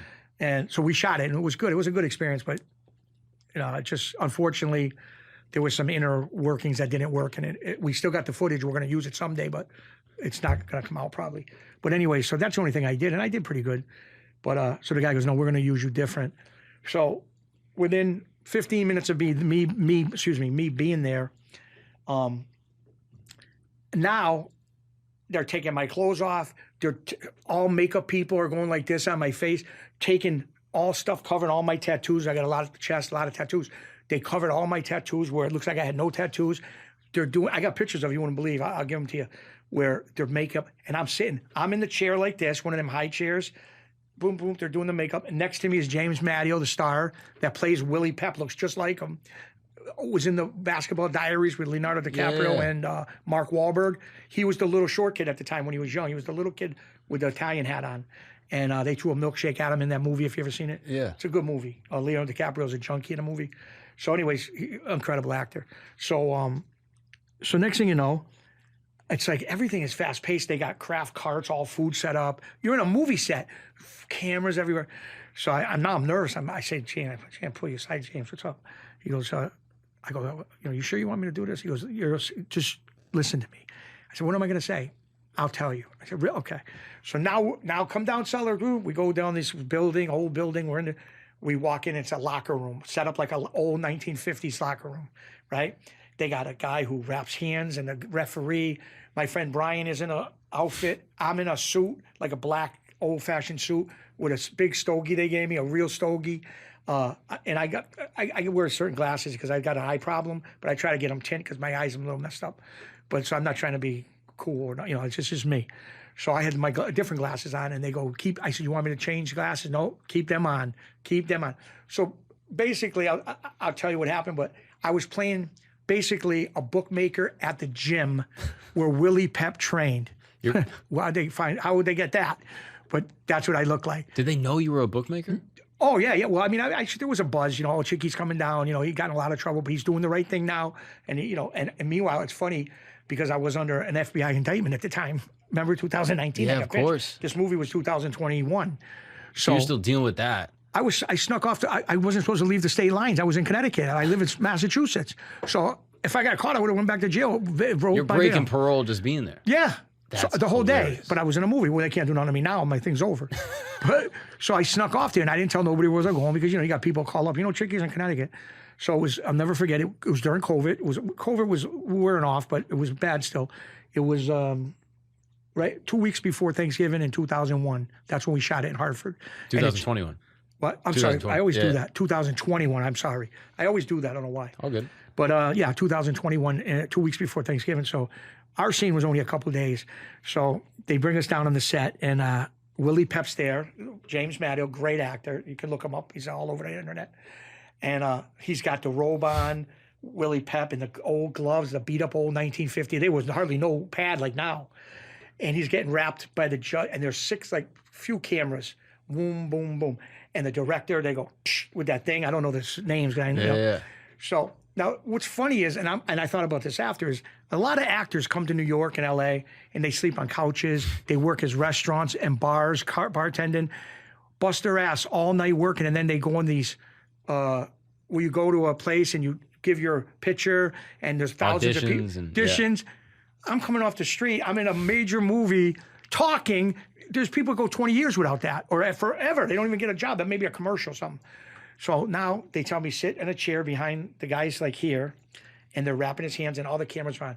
So he says, Chicky, the guy turns around, James Matteo, he goes, I'm going to say to you, what do you think? So this is funny. He goes, what do you think? I'm going to turn around and say, what do you think? Do we got a shot today? Okay. Billy, I'll do my line, then you do your line. So I'll be him, okay? Okay. All right, ready? All right, so here's what okay. So wait, now let me explain him telling me this first, then we'll do the line. Okay. You're going to like this.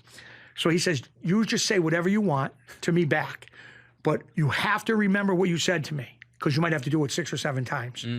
I said, okay. So I'm not going to go crazy. So I can't honestly tell you exactly what I said, but I'm going to see it pretty soon. Matter of fact, I just got a text from the director, and I said, good luck. I texted him yesterday. I said, good luck in Venice, the film. He goes, Chicky, that was very nice of you to write me. He goes, wait till you see the movie. You're incredible in the movie. Thank you. And he says, when you come back, we're having a premiere in New York, red carpet event, and in Hartford. So I'll be coming out here again with a tuxedo, whatever, who knows. This is great. Right. So anyways, he turns around and he says to me, all right, so you got to say something like, And it was funny because I got to explain it first before you can do it. Sure. So he turns around and he says, this is what he says. He says, Chicky, cameras are all on. Click, they click the thing. Chicky turns around. He goes, Chicky. He's talking to me, talking like this. And the guys are putting the trainer is wrapping his hands in. There's a judge that has to sign it. And my friend Brian standing by the door that leads him out to the ring. It's his last fight of his career. So I'm talking to him. And then I'll tell you what my friend Brian says. So the guy turns around, James Maddow, and says, Chicky, what do you think? We got a problem with this fight? You think we're going to be okay? Something to them aligns a little bit, and you can try to repeat it any way you want. And I go, and he says, Chicky. So now the cameras are on and everything, and I go, wait. You're not supposed to do that. I didn't know. I tell him to wait. Wait a minute. Cut. They're screaming, what happened? You're not supposed to do that. I go, you said Chicky. You can't say my real name. Why can't we? I go, I'm Chicky in the movie? Yeah. I thought they were going to say Charlie or Big Joe or who knows, Chicky. I said, oh, I'm so sorry. They're all clicking. The makeup people are running, doing this, touching. I screwed up the whole production. So they're laughing. James Maddow's laughing. Brian's laughing. Funny. The director's Good like. thing he didn't call you Fat Chicky. Then you would have gone off. I would have ran out of. No, I would have finished the scene. They could have caught for that movie. They could have called me anything. But anyways, so I said, okay, sorry, everyone's sorry. I'm saying sorry to these actors that are real actors. And they're laughing because they think I'm nuts, right? I'm I ain't playing with a full deck. So anyways, he says, okay, I'm going to do it again. Remember what you say. So now, all right, so I'll kind of think what it was. It was a couple of years ago until I see the movie. But you say something basically like, Chicky, what do you think? We got a shot at winning this? All right, ready? I'm getting my hands wrapped. Yep. Ready? And I'm wearing, wait, now, picture me. The cigar like this, the black old outfit, the scarpine, the shoes that look like from 1972. Here. You hold this. Okay. You can hold What that. is that? That'll be your cigar. Okay, it's ready? not a cigar. Don't All right, so it's in my mouth. Yeah. It's in my mouth. It's in my mouth. I don't smoke. Okay. It's in my mouth. All right. It's that thing that smells. I'm like this. I go, no, I go like this. And they can even put an old-fashioned stogie. I'm like this. Okay. Now, answer the question. This is what I do. All right, get my hands wrapped. Hey, Chicky, you think we got a chance tonight? How we looking with this fight? Come on, Willie. Come on, Willie. We got this. The guy's 4-9 or whatever his record is. You're gonna kill him. Now you turn around to me and you go boom, boom, boom, boom, a couple jabs in my stomach, and I go, we got this, champ. And then my friend Brian says, champ, it's time to make the walk. And they all get up and they go follow Brian down the thing to the ring, and I stay sitting there. But it's like maybe 12 words. So now the hard part is they cut. They do it, print, whatever. Then now they say, okay, same thing. We had to do it like 6 times because they do it from angles, different angles. And then they produce whatever they do, like you guys do here. And, you got a great production team. I wanted to tell you, a beautiful location over here. I appreciate that. Thank you. But anyways, So I didn't even think we were going to be using the film. I really thought they were going to cut us out because so fast forward a year and a half later, because COVID slowed everything up, and now they just had a Actors Guild strike. The actors are striking, so it held everything up. And now this weekend it's premiering. Finally. So about 5 months ago, I get a text from James Maddow, the star. We talk now. They think I'm crazy. I call him, bust chops with him. I said, laugh. I had them all laughing. We had like a 9-way call of all this couple stars that like me and James Maddow and a few other people. And they left hysterical. And I said, boy, at the premiere, because you got to understand, when I did the movie, that DiCaprio wasn't on set because he's the production. And if he did anything, it was not with me. Mm-hmm. He does it, whatever. Them guys don't just come in unless it's big time. So I was on the call with some of my friends, and I said, it was funny. They laughed hysterical. I didn't think it was that funny. But they says I'd be good because he'll be at the premiere. So I said, I want to love to meet him. Is he a good guy? Can I meet him? Oh, he's a gentleman, real good kid. You can laugh with him. He's a ball buster. He's a ball buster, DiCaprio. He's not just like a Mr. Hollywood guy. I won't mention names, but there's some that are very popular guys right now that are worst bastards in the world. Like most, I ain't going to mention names. I don't want to get nobody in trouble. But very stars, some stars that are guy stars. Hollywood. Oh, terrible. But DiCaprio's a ball buster. You can laugh with him, which I never do. So I said, well, he really, and I said this, I swear to God, and they all was quiet for like 20 seconds, and then all started laughing. So I thought I got in trouble. And I says, well, I mean, I don't know why he's a good guy. I said, I'm glad he's a good guy. I'm glad he's having fun. Like he's that kind of guy that has fun, because if he was one of these tight guys, like real moody, he really ain't a great actor anyways. Yeah. Fooling around, I said that. He ain't a great actor. He's the best actor in the world. Leonardo DiCaprio. I say he really ain't that good anyways. He shouldn't be stuck up. If he was stuck up, they all start laughing hysterical. They love it. loved it because I'm just talking real. Then I said, oh shit, am I still in a movie? You know, did I screw up? And they're all laughing. So we talked a few times like that. But then what's cool is a couple months after that, we get a text from James and he goes, Chicky, I got good news for you and Brian. We just did the final cut and you guys are in the movie. You made the cut. He goes, and Chicky, I still got the text. I can show you after. He said, I said, James, thank you for letting me be part of this, me and Brian. And he goes, Chicky, thank you for bringing, what's the thing when it's real? Authenticity. Authenticity, that's the word. I'm sorry. It's okay. Thank you for bringing authenticity to the film. Wait till you see how great you were. Like the way you looked and just the whole vibe of punching me. And so I'm looking forward to it. I mean, this is great. I'm sure they loved having you. I mean, all these guys spent all we day. We went out to dinner, went to Hartford dinner. They try to cast people. They try to get the guy. And then all of a sudden. It's just a normal Joe Schmo. Someone like you. They couldn't get to, I wish I was around with the Sopranos. I could have done that too, I think. I don't know. 100%. But just a real character, a real fucking guy. Chicky. Yeah. You're going to hear it in the movie. Chicky. And I stopped the whole thing. Well, that's the thing. You're not an actor. You're Chicky. No, right. And my Chicky. friend did 18 years, so he had that groggly. It was just like saying, like we're busting chops now. Yeah. If we had a movie cam, we're gonna make a movie. Me being me. Yeah. But they loved it. Now since then, there's another thing, another movie coming out, Hungry Hill. We're starting to shoot it. They want me for that. My friend's a big part of it. A fighter, Bellator fighter named Damian Trites, fighter, and he's involved in that. John Gotti Jr., who's a dear friend. I consider him a dear friend. Great guy. I mean, come on. How did you meet him? Through MMA back years ago. His son started MMA. His son just fought Floyd Mayweather like about a month and a half ago. Oh, I heard about that. Yeah. And I guess they're fighting again. I don't want to say. I don't know for sure, but that's the rumor. But yeah. So we met him through fighting. And when you were a bookie, or is this? No. I was done with that bullshit. Okay. I was done. You know. This was years you later. served time and yeah, I was done. I was out, and I still did a few things. But I met him when I was done because he's done with that life now. But he beat 5 trials in 3 years, millions and millions in law bills. He beat some serious cases. He beat life sentences and death penalty cases. Beat him legitimately in court. Nobody could say anything different. He beat him, and he left a life. He has 6 kids. And I think the guy did the right thing. He wanted to be around for his kids. He said, if I go to prison for life, and they were on him after his father died, they wanted him. He said, who's going to bring my kids up? Nobody's going to take care of my kids. And they were alleging that he was involved with his father's business. Yeah. Well, yeah. That's what they said. Yeah, that he was running allegedly whatever. But he says, proved that that's not the case. Well, there's a lot of informants that came out against him, and he beat the case. I don't know exactly the specifics, but he beat the case. Good for him. 5 trials in 3 years. Wow. And I'm talking life out, death penalty cases, life in prison. They threw the He book beat out. him. Well, they were going to, come on. You don't think they were going to come after John Gotti? And if they got him, John Gotti Sr. went to prison like a stone cold man. Yeah. Died in Springfield, Illinois, strapped to a bed. Say what you want about him. Oh, he was flashy. Shouldn't have been on Time Magazine. Okay, in that world, you're right. But he walked it and he lived it right to the end. Yeah. At the end of the day, we die or we go to prison. That's it. That's how you live. And if you want to be a stone cold gangster, at the end of the day, you got to already have it in your head. I die or I go to prison.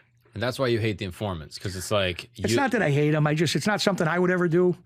And I was lucky enough, smart enough, whatever you want to call it, when I started, seeing cases coming up that could give me, maybe I could have got 10 years, 20 years, 30 years. I had kids. And I seen the 2-3-phase bullshit, like I said, different stories. And I mean, come on. It's a good thing you had your kids, because without that, you might have been a little bit more. I wouldn't have cared. I didn't start changing until I had kids. I didn't care. I was already in my head. I go to jail. What are you going to do? Wow. But so then when you have kids, you start thinking differently. Now, like I said in another podcast, you start thinking for them. Mm-hmm. You don't think for you. You do think for you, but little by little it's souring. And I lost a marriage over it. Come on. I mean, you got a wife and the cops are breaking the door down and I'm coming home with her and the kids from Florida and the FBI's waiting in front of my house to take me in custody a couple times. Come on. Yeah. I mean, they go through the house, destroy all her dishes. How much is a woman going to put up with? I don't care if she's going to Florida buying Louis Vuitton bags. Don't matter. They're not going to put up with it. Give me a teacher that's just a nice guy. She ended up marrying a guy. God bless her. She married a guy who was I don't want to call him a name, but a regular guy, goes to work 12 hours a day. Simple life. Yeah, she don't have to worry about him being out or cops coming. Yeah, it's tough. It's tough. No, it's tough, but I know that's a whole nother story I won't get into, but How long she did- knew what she was getting into when she got into it, when things were good, and then when things started souring, it is what it is, no big deal. When you got sentenced, how long was it? They wanted to give me, it wasn't bad, it was no violence. It was only bookmaking with no violence. I think it was like, want to give me a year and a half, couple of years, a year and a half, whatever. I ended up doing a year and a day. And but the thing that screwed me up is the penitentiary. You know, with all my friends were going to camps. They were going to like Lowe's, Fort Dix, Low, all these different places.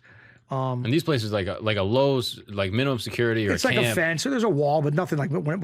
That's another funny story I can get in if you want me to. Yeah, please. My father was sick at the time. My father passed of cancer, God rest his soul. And I was going to prison in 2006, and I rented a truck service to bring me. My mother didn't drive, and my sister. My mother and my sister brought me to prison. So the whole way up, my mother's saying to me, my mother's an old lady with a house coat going to New York, and she said, "What do you think?" She said, "What do you think it'll be like?" It's like, "Well, Ma, it's gonna be not bad." Now I know where I was going. I already looked into it. I Googled it. You knew people there probably. I knew. Oh yeah, it was all set up. They knew I was coming, and because that's how the Italians, they call each other. Hey, this kid's coming. Look out for him. And I would do the same, which I did for a couple guys in my area where they came, and yeah. And my mother said, "What do you think it'll be?" Ma, they'll probably, I'm bullshitting her like I did my father. I didn't want to, And I said, "Ma, it ain't gonna be bad. It's probably a little fence, and they'll have me gardening." I made it like it was a camp. Yeah. Oh, don't worry. I lose weight. Trying to be a good son. Which I did lose a lot of weight. I got to say, but like I said on another podcast, you laugh. I wish I could do a year right now. I'll come out like a movie star. I'll be ready for the red carpet event with a normal size suit. But that's neither here nor there. I tell people, they go, "You're nuts." I go, "I'll go do a year right now. I really would. Let me go to a federal for the joint. diet. I don't want to go to a lockup. I'll go to a federal joint where I can walk and do my exercising." So anyways, we get in Weimar, Pennsylvania, and we start coming up the hill. It's a big ass hill with big wind, them air wind things all over. And we're coming up and we're getting closer, closer. And I already seen the place because I Googled it, USP Canaan. And there's like a 50-foot wall, cement wall around the whole place. And every 50 yards is a guard tower going up, like 7 guard towers. The guys standing on the planks with the guns, looking down at the yard. All of them got guns. So we're coming up this hill, and I'm saying, "Oh, God, my mother's going to see this." And I see her, the color starts coming almost like red, turning red. And my sister just starts kind of tearing up a little, not tearing up, but a little bit, puts her head down. And my mother looking, she's like this. Picture my little mother, like looking like this, up at the wall, right? And now, boom, the car stops. And there's the door, big gates, right? And I get out, and I got my paperwork, because you got to bring paperwork, what medication you're on, this, that, the other. And she's looking. Yeah, she said, you'll be doing flowers over here, all right. She goes, I told her I was going to be the gardener. Yeah, you'll be a gardener for sure over here. Good luck. She goes, call me when you get settled. Good luck. And then she broke up a little. And then I said, please, look, I get out of here. Don't let her watch me walk in. And I walked in. And then they sent me to MCC Manhattan. That was for another reason, a medical reason. And I was in MCC Manhattan with the notorious guys, great guys. I met notorious guys, which one very notorious guy was out of the Bronx. His name was Vinny Basciano, Vinny Gorgeous. He had the string of the beauty parlors, you said. Hello Gorgeous. Yeah. What a gentleman. He was in the tier right above me. We used to play cards at night, eat honey bunnies, have Diet Pepsi. I used to always take, "Can I have a Diet Pepsi?" "Take it. Stop asking. Take it." Great guy. You can go on and Google him. He still looks great. He's serving life in Florida, Coleman in Florida, Coleman Federal Prison. And when you see these guys, is there still like a hierarchy? Like this guy was a boss? No, in jail, that kind of. I mean, you respect them like you would respect. I would respect any man in jail. You know, like even the Muslims I respected. I could tell that story. Whatever, be tomorrow. But no, so he knows. And you come in, you got the Italian last name, and then in federal prison, you have a number where they had a number, but I can't remember. It was an organized crime number. They got a number. There's a 3-number digit for your state you're from. I think New York's 056 or 057, I think. But this was a 4-number. I think 4-number it was. I can't remember back then. But it means organized crime. As soon as they see the number, they know you're organized crime. Wow. Right? I don't know why they do that. But so, and then they feel you out. Vinny came, and then another notorious guy. Great guy. I mean, these guys, I was getting along with them because I was used to these guys at my house, busting chops and making them laugh. So you just fit in. Yeah, and they would say, "Chicky, come eat with us." And they liked me. I made them laugh, hysterical. And I'll never forget, another guy was Alex Rudai, and you can look him up. He was from the Bronx, who was an Albanian. And he got 38 years. They were allegedly, they were so powerful, they called them I believe it was the Rudai organization, I think they called them. But at the time I met him, I didn't even know who he was, this guy, Alex. Great guy. He was with another guy, Nicky. All the guys from the Bronx, they were in there with me. And Lenny, another guy, Lenny, had a restaurant down on Arthur Avenue. We hung out every day. We laughed. Vinny thought I was the funniest thing ever. And then, but I was only there like 2 months. Then I took me on the bus to New Jersey, and they have the plane land. I didn't go on the plane, but they have all the prisoners meet there, and they load them on Aircon, the big that goes to all over the country to California, and it stops at all the federal prisons and drops people off. I took a van because I was only 3 hours away, and I went back to Canaan and stayed in the penitentiary, the penitentiary for only a few months, and then they brought me to the camp where I should have been anyways. Wow. The camp is still on the same property, but it's like a barracks, like military. Like I was used to it because I was in the military. Right. And you bust chops and get a lot more exercising. And when I came out, my they didn't even recognize me.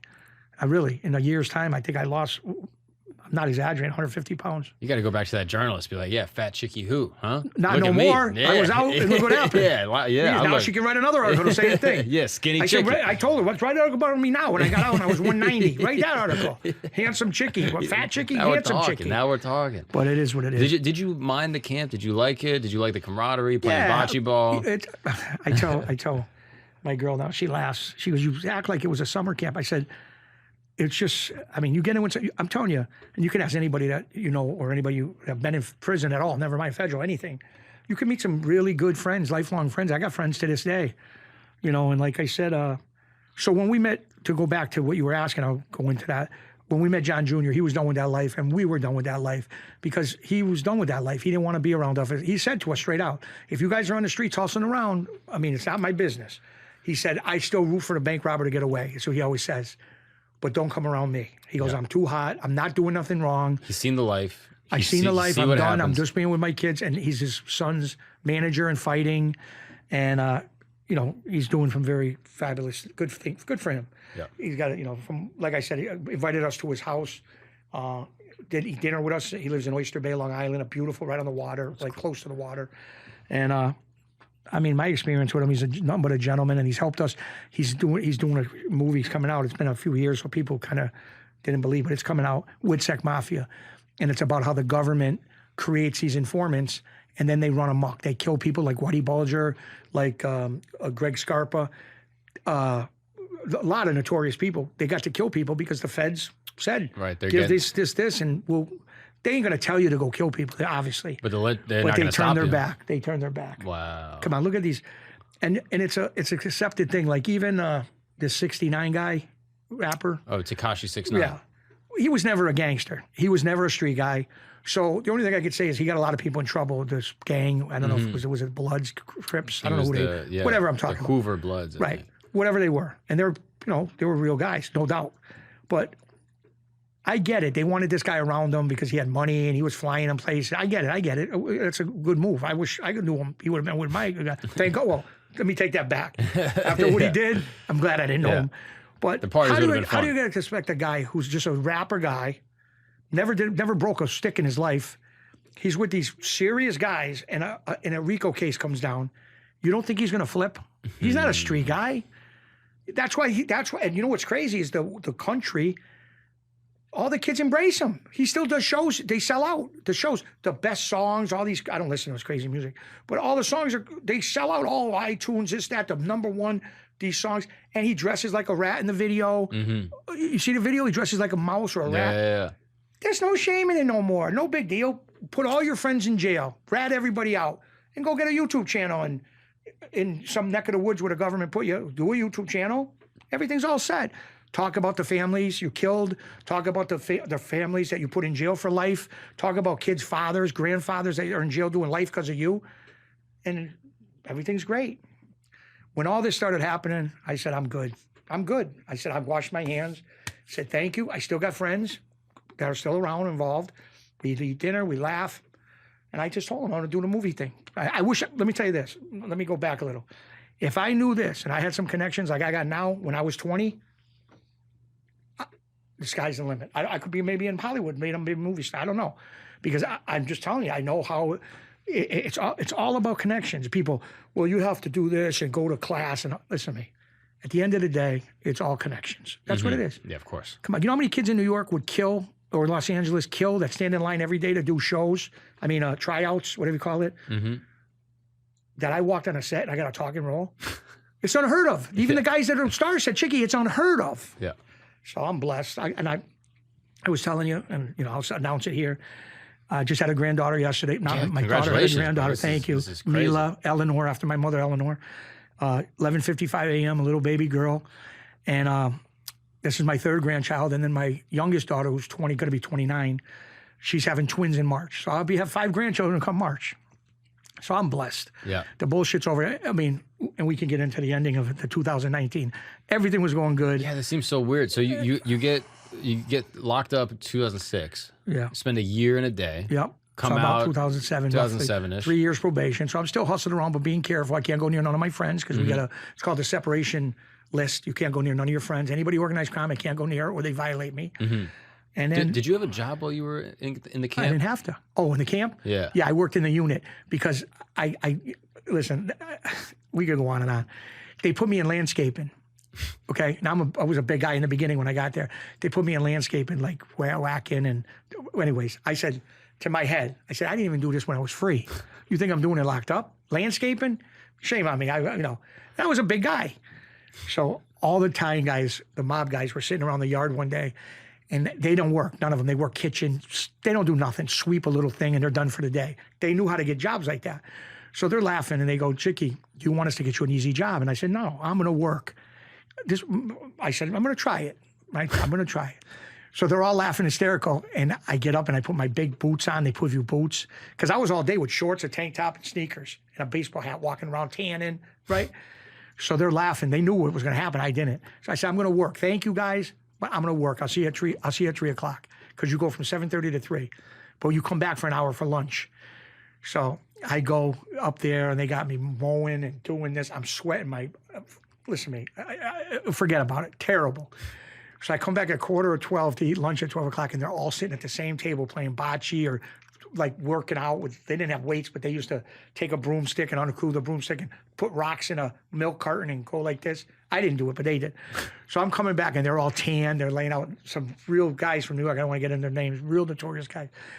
So here I get off the little bus, the little trolley, whatever the hell the bus thing and I'm walking up towards the thing, and I left at 8 in the morning, and it's 11:45, and I'm black, mud, dirt. I'm all dirt on like when you're playing sports as a kid, you get dirt here, under here.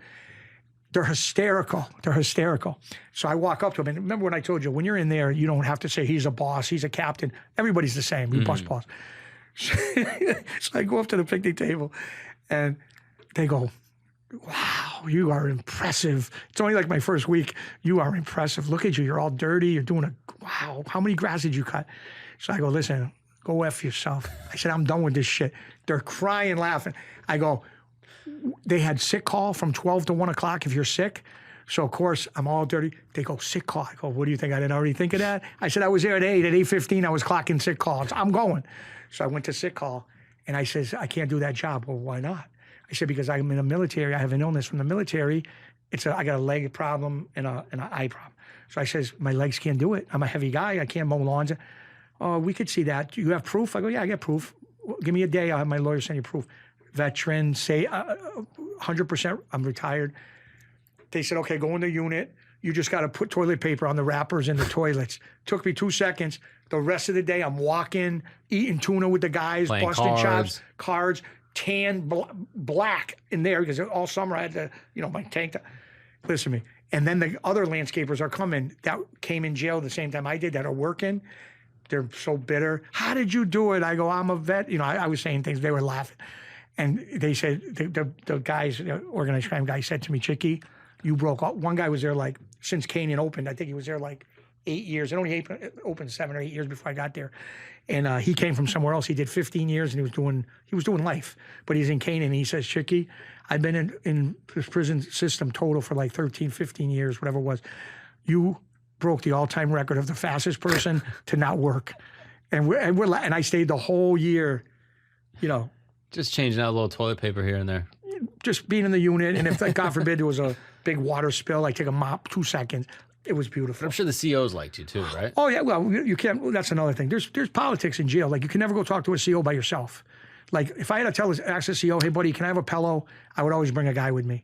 Because what are you talking to them about? Yeah, what are you guys exactly. Yeah. If you have somebody with you, now somebody says, oh, Chicky was telling on somebody. I say, hey, come here, Tony, whatever your name is, Joe, come here. You were with me when I talked to the guy? Yep. Did I say anything wrong? No, he wanted a pillow. Yeah. Shut up, get out of it, beat it. To the other, whoever said it about me. This is like the wife thing. Like, I'm going to stay outside, give you the 100%. Money. Like, why put myself in that predicament? Yeah. And then I got in some predicaments. Well, I didn't get, they were very nice to me. They called me Mr. Chicky, the old guys. But on the commissary, they had a list of things to buy, rosary beads, religious stuff. And I didn't know. I seen the carpets. It said carpets, 2 feet by whatever. So I said, you know what, let me buy a couple of these carpets and I can decorate my cell. I'll put one in the front when you come in my cell right there. It's a beautiful rug. They look oriental rugs, little ones. And I said, I'll put one. I was on the bottom bunk. My friend from Connecticut, this kid, Mike, great kid, was on the top bunk. So I said, I'll put it right down in the middle of my bunk. And you take off your shoes at night and you take your shower and you put your bare feet, a little feeling of home. So I didn't do it. I didn't even last one night. I was ready to sleep. I was so excited to have that mat with my feet on it. And the Muslim guy comes with the head thing on. Yeah. He goes, onto my cell. Yeah. Mr. Chicky, can I speak with you? Oh, absolutely. I go right out. What's up? He goes, you got the rugs. The rugs. I said, ain't they great? I said, tonight I might even lay on it, on the floor, and write a letter. He goes, that's our religion. You can't do that. He goes, they pray on them. I swear to God, I didn't know. I go, oh my God, Dad, you bought it from religion. No, he goes, no, nice guy, not trying to be tough. But in some prisons, and maybe if I had the wrong answer, they could have killed you. The Muslims, they don't fool around. So I says, oh my God, I'm so sorry. They're brand new. Oh, no, I seen on the commissary, you got them. I roll them up. I take the other one, roll it. Can you cake them, give them to some Muslim, maybe can't afford them? Because they're like $27 each. Just give them to the Muslim. Thank you, Mr. Chicky. I said, don't got to thank me. I apologize. That was no intent. The Italian guys are across the hall laughing. They knew. They didn't tell me. They wanted to bust my balls. They never told me. I swear to God, they're laughing. I look at one guy. I don't want to mention his name. He's a serious guy right now in New York.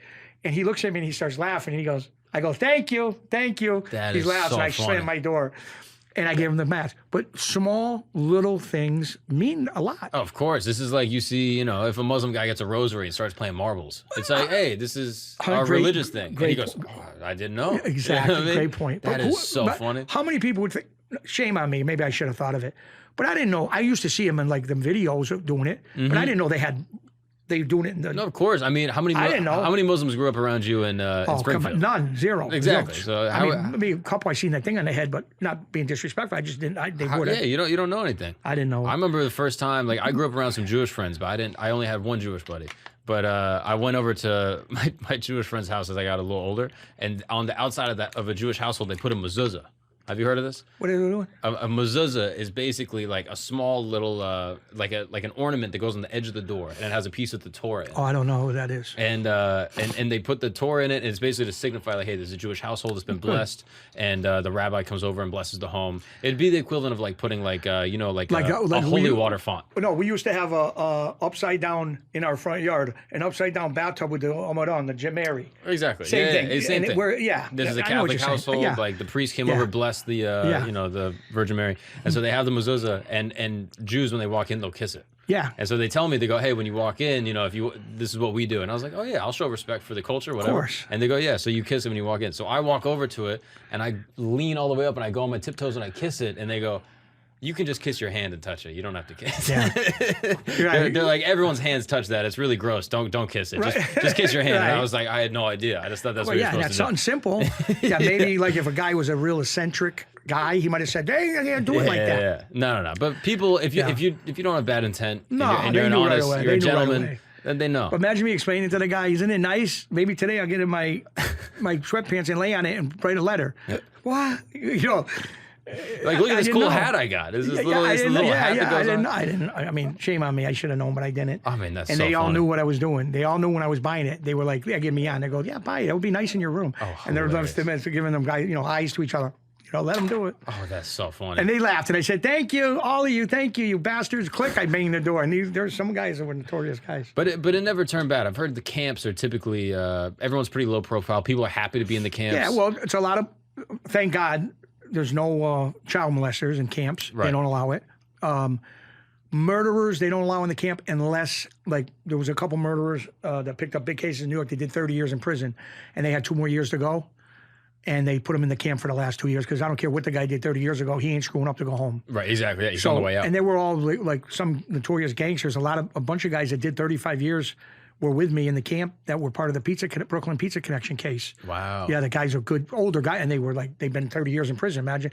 But it was incredible. They were in great shape. Yeah. Unbelievable. You wouldn't believe the shapes of these guys. Some of them were 70 years old. They looked better than me, and I was at the time in my late 30s. Wow. It's crazy. They're jogging 10 miles a day, and and then, like I said. And your family is sending you money while you're in there? Well, I had money put away in my bank account. So, yeah, I had no problem. And I used to send money to, like, we only could spend, I don't remember the commissary. I think it was like $400 a month. Oh, wow. $300 or $400 a month. And I bought tunas, chicken, all good, healthy stuff, because I told you I lost a ton of weight. I never went in the chow hall. Never. I think twice, 3 times in a year. Never ate in there. Cooked my own food.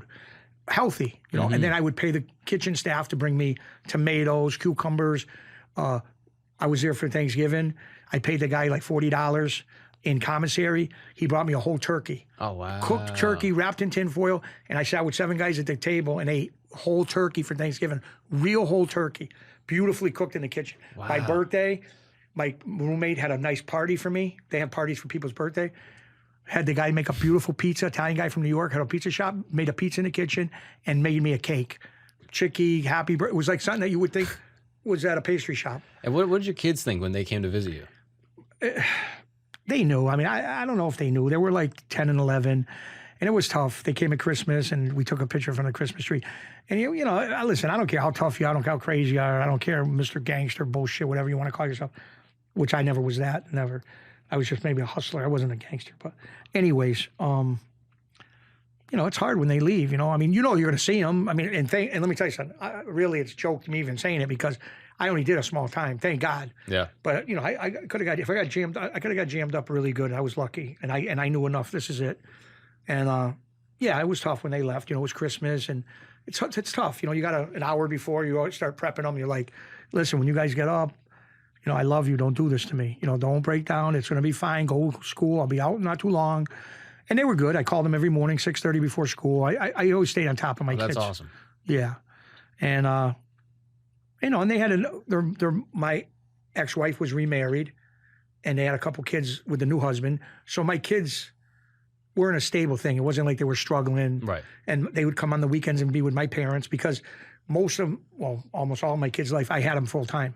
Like, I would have them most of the week during school. I was the guy, because remember, I was retired. And this is another thing you might think is crazy. I'm a bookmaker for these guys, and I'm doing crazy things with other guys. And I'm going to my daughter's school to be the lunchroom father. I was with all mothers. They're all mothers. The mothers do that. They don't have too many fathers. Right, because they might be stay-at-home moms. Right. So they come and do the lunch. I would be the lunchroom father. I was the guy that went on field trips with my kids. The chaperone? Chaperoned Butterfly Farm, the woods, some woods thing. I get pinched. That's done because they run a Corey check on you. Now it comes back. I was the #1 guy. All the kids were for 2 weeks before the thing. Mr. Chicky, Mr. Chicky. Because I was a sucker. We go to these amusement parks or whatever they were going, and the mother would give, whatever kid would be in my group, the mother would give them $3. Here, Johnny, get ice cream. You got cash. Oh, I was doing good. Let's go. So, Mr. Chick, they knew the first time I did it. Can we get this? Get whatever you want, right? And they went home with their $3 or $5 the mother gave them, and they had shirts, them light things that you bang and they turn green. I bought crazy stuff. So then the teacher came up to me and goes, Mr. Cecchetelli, you can't be doing this because there's other children on this field trip and they see these kids coming on the bus to go home with all this fun stuff and they have nothing and they think we didn't do that for them. Well, they didn't. No, right. But the kids laugh because now my daughter tells me 2 weeks before I signed the thing. Okay, I'll go, Dad, you made a big fight in the school. How did I make a big fight in the school? All the kids are fighting with the teacher. We want Mr. Chick. We want Mr. Because they're chopping up who's going to be with they who. want to be in your group. Funny. And then after I got pinched, that was the end of that. Teacher, they ostracized me like Mussolini. They didn't want nothing to do with me. They said, Mr. Chick. I said, well, when's the next trip? I can't wait to go. Sorry, sir. I mean, it's organized crime figure, whatever they said. It was bullshit, but you know. You get it. Yeah, they get scared. And then thank God my kids weren't going to school now because after the, 2019, they really never would let me go on a trip. So you spend 2006-ish, you get out, and then you spend the next 10 years totally clean. No, when not totally clean, but no, 2015, 16 clean, but as far as making money. But I hustled, I was loaning money to people and charging them interest. No beating, nothing like that. I was never like that anyways. I would never say no to my friend. Like I said before, I would never, I wasn't a tough guy or nothing. I was a gentleman. But, if we had to go somewhere, hey, listen, you got to come, we got to do this. I was never saying, never once did I say, sorry, I'm a bookmaker. I don't do that. Never. I always, let's go. All right, let's go. But you're moving smarter, though. You're like, I got my kids. Yeah. I don't want to deal with all I was this. moving smarter, and I seen a lot of craziness. A lot of our good friends cooperated. A lot of Bruno got killed. Yeah. It was just a lot of bad memories. Just keep boom, boom. It kept rolling, snowballing into bigger and bigger. And I thought I was out of the woods. And I had a house with my nephew, 40-year-old Italian kid. 2019, December 5th, 4:00 in the morning. I'm sitting there watching the news. Just happened to be up. Don't ask me why. I'm sitting in my underwear, my mundans, my boxer shorts, and bang, bang, bang. The door starts banging, and it ain't a guy coming to get you because they ain't gonna bang. It ain't a woman selling chocolate bars. Yeah. It's the cops. So I yelled to my nephew, and before I could even get it out, boom, boom, the window started smashing all through the front, all the windows in the front. They threw flash bombs in the house and blew bang, bang. They were going off, and it was like Vietnam. I wasn't in Vietnam, but I don't mean no disrespect because I'm a veteran, but it must have been like that because it blew up, and I mean nobody got hurt, but you can't hear. Your ears are ringing. Your eyes are blown. You got all smoke, and they got that tear gas stuff, so you can't move. Next thing you know, you're laying on the floor, head to head with zip ties, and there's all guys with like M16s and all these crazy guns with lasers. And I had two pit bulls. My nephew had two pit bulls, and they were going to kill the dogs. They said, shoot them. And I said, don't shoot them. They don't even bite. So thank God one of the cops must have had dogs. He put them in the bathroom and locked them in the bathroom. They were there to serve a federal search warrant and take my nephew into custody because allegedly, and I say allegedly, they had my nephew as one of the leaders, the leader from Boston to Miami of, at the time, they charged him with a RICO and all different stuff. Allegedly, he was the leader of the Latin Kings from Boston to Miami. Wow. The Latin King and Queen Nation, which was the biggest takedown in East Coast history, the FBI Boston office. Operation Thrown Down, you can look it up. Wow. Now, your nephew obviously had nothing to do with this, but hypothetically, how does an Italian kid, if this were to happen, get involved with Latin Kings? Latin Kings are notoriously Hispanic, Mexican. That's why they're going to do a documentary on it, because they don't. Even the FBI said we've never seen nothing like this. An Italian kid running an organization like that. This is typically blood in, blood out across every crime family. Right. Like if you're an Italian, you're not going to have. Unfortunately, you're not going to have a Spanish guy or an African American guy as the boss. You got to be full-blooded Italian. No, that's not true. You hear that a lot, but that's not true. Oh, really? Yeah, no. You got to have your father. You got to be at least half Italian, and you got to have your father. Your father, the name, in other words, it's mostly the father. If your father's Italian nowadays, I don't know about nowadays, but back in my day, yeah. If you have the Italian name. Italian name, and your father would have to be Italian. Right. But sometimes people's mother, like Henry Hill.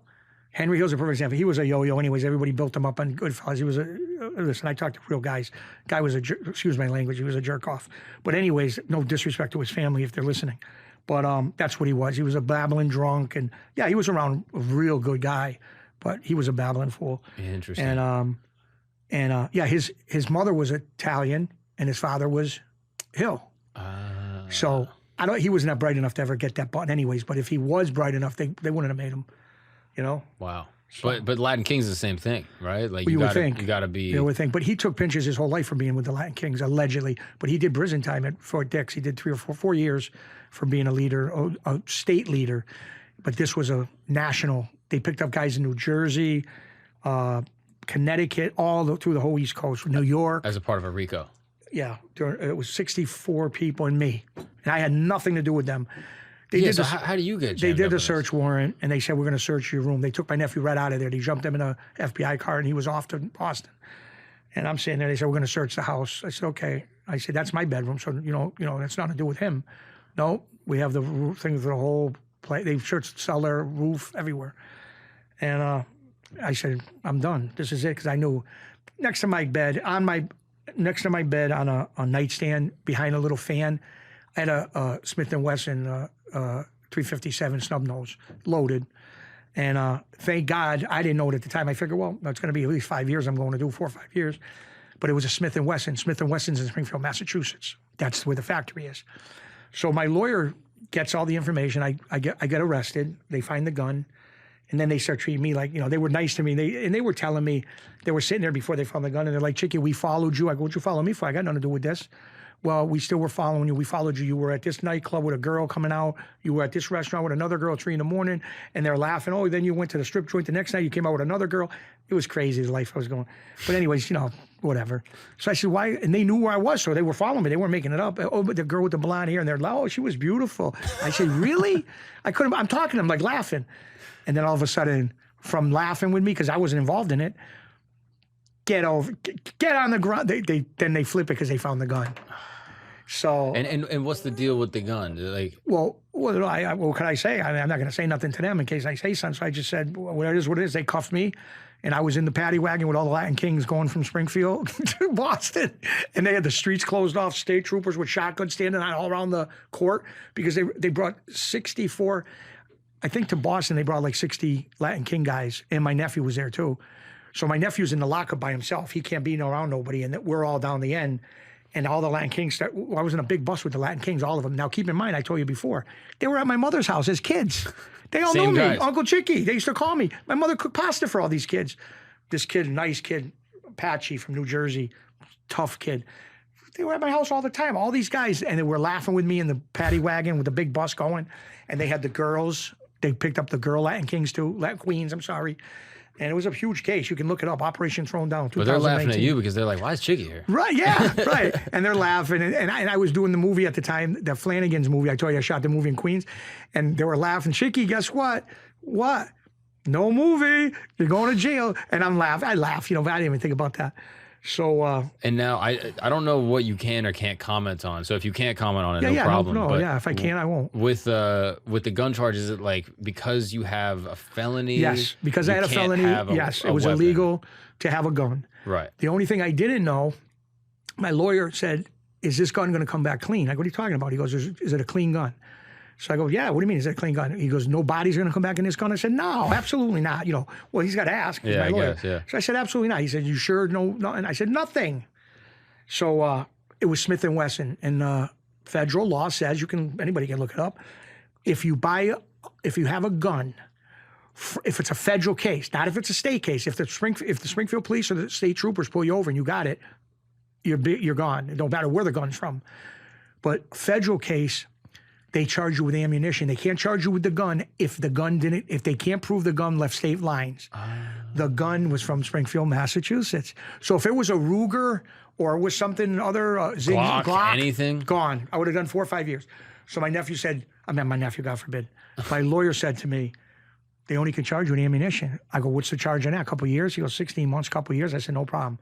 Well, I mean, I would have had to do what I had to do anyways, 5 years, 4, whatever. But it's better than 5 years. Yeah. So he goes, I said, so when they charged me in court that day, I went to the court, they charged me with ammunition, which is the same, that's what they got to charge me with because they couldn't, when they charged me, I don't know if they charged me the gun in the beginning, but when they ran a track on the gun and they saw Smith & Wesson and they knew and all that, then it, they couldn't charge me. So what ended up happening is I was on $30,000 bond.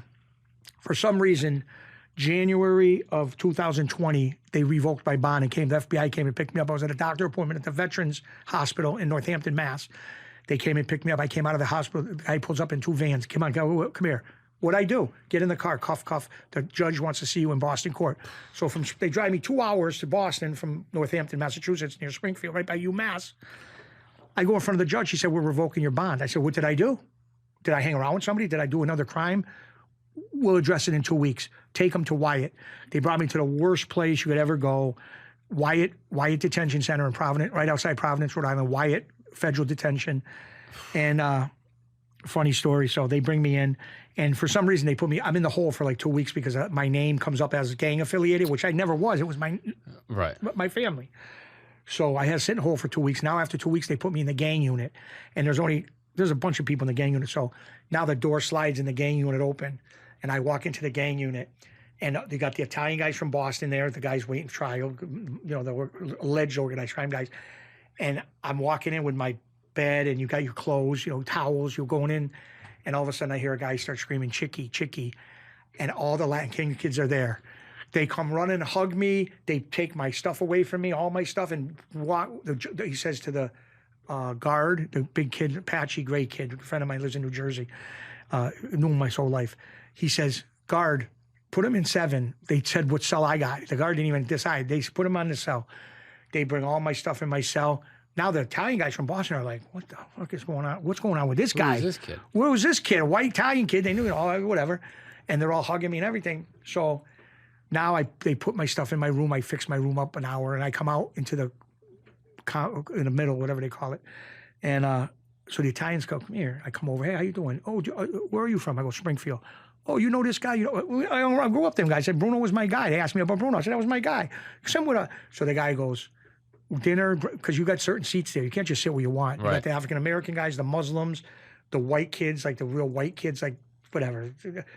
Like I told you before, the other nationalities in jail, Italians are completely different. They treat Italians a lot different than they do white guys. Right. It's a fact. It's the truth. Right. In regular society, we kind of see Italians as white. I'm talking about, maybe I should say organized crime guys. They treat different. Because there's white guys that went in there for other things like, your friend there that does the podcast. Yeah. And he knows it too. The Italians got treated completely different. I used to bust and say, we're white. Busted them. And I know what they would say, the African-American big guys like Crips, these guys would say, you ain't white, you're Italian. I don't know whether they said that, but it was funny. So the Italian said to me, Chicky, you sit with us and eat.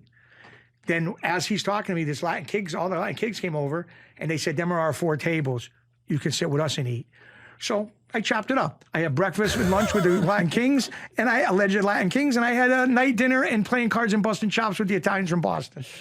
Both worlds. It's like rushing a fraternity. You're like, and I was supposed to be there 2 weeks, and guess what hits 2020 January? COVID. Courts are shut down for 3 months. My lawyer says, we're going to get you right back out. They got nothing. Okay. 2 weeks goes by, 4 weeks goes by, 8 weeks goes by, 12 weeks, 3 months, because COVID closed it. So they did the hearing inside the prison on a TV with a camera, and they let me back out. I'm back. So I had, between everything, I had like almost 4 months good time that I did, and then they only wanted to give me 15 months. They wanted to give me 15 months. The lawyer, the federal prosecutor asked for 15 months because they knew I wasn't involved in nothing. They just found the ammunition. And I didn't want house arrest. At the time I didn't. I said to my lawyer, I don't want house arrest because I'm going to have to stay in. I didn't know you could go out and do things, go to the gym. I never knew. I thought you had to stay in. So I ain't staying in for a year. If I stay in for a year, it's bad enough. I'm a big guy. I'll be triple bigger if I just sit there and can't leave. Yeah. Put me in jail. I'll go lose 150 pounds. I'll come out like a movie star. Yeah. So my lawyer says, listen, you got to come. And my friend that's here today, Tony, with me, Grasso, he was in the court watching. He's laughing. And I look at him. I say, I'll go today. Tell him I want to go today. My lawyer says, Chicky, calm down. Anytime you walk out of federal court without sent jail, it's a win. He goes, just trust me. We go on this house arrest. I thought they were going to become violating me, torturing me, pee in a cup, which that's okay. I don't do drugs anyway. But, I just thought they were going to torture me. And he says, no, you fell out of... He goes, I'll explain it after. Just do what I say. Okay.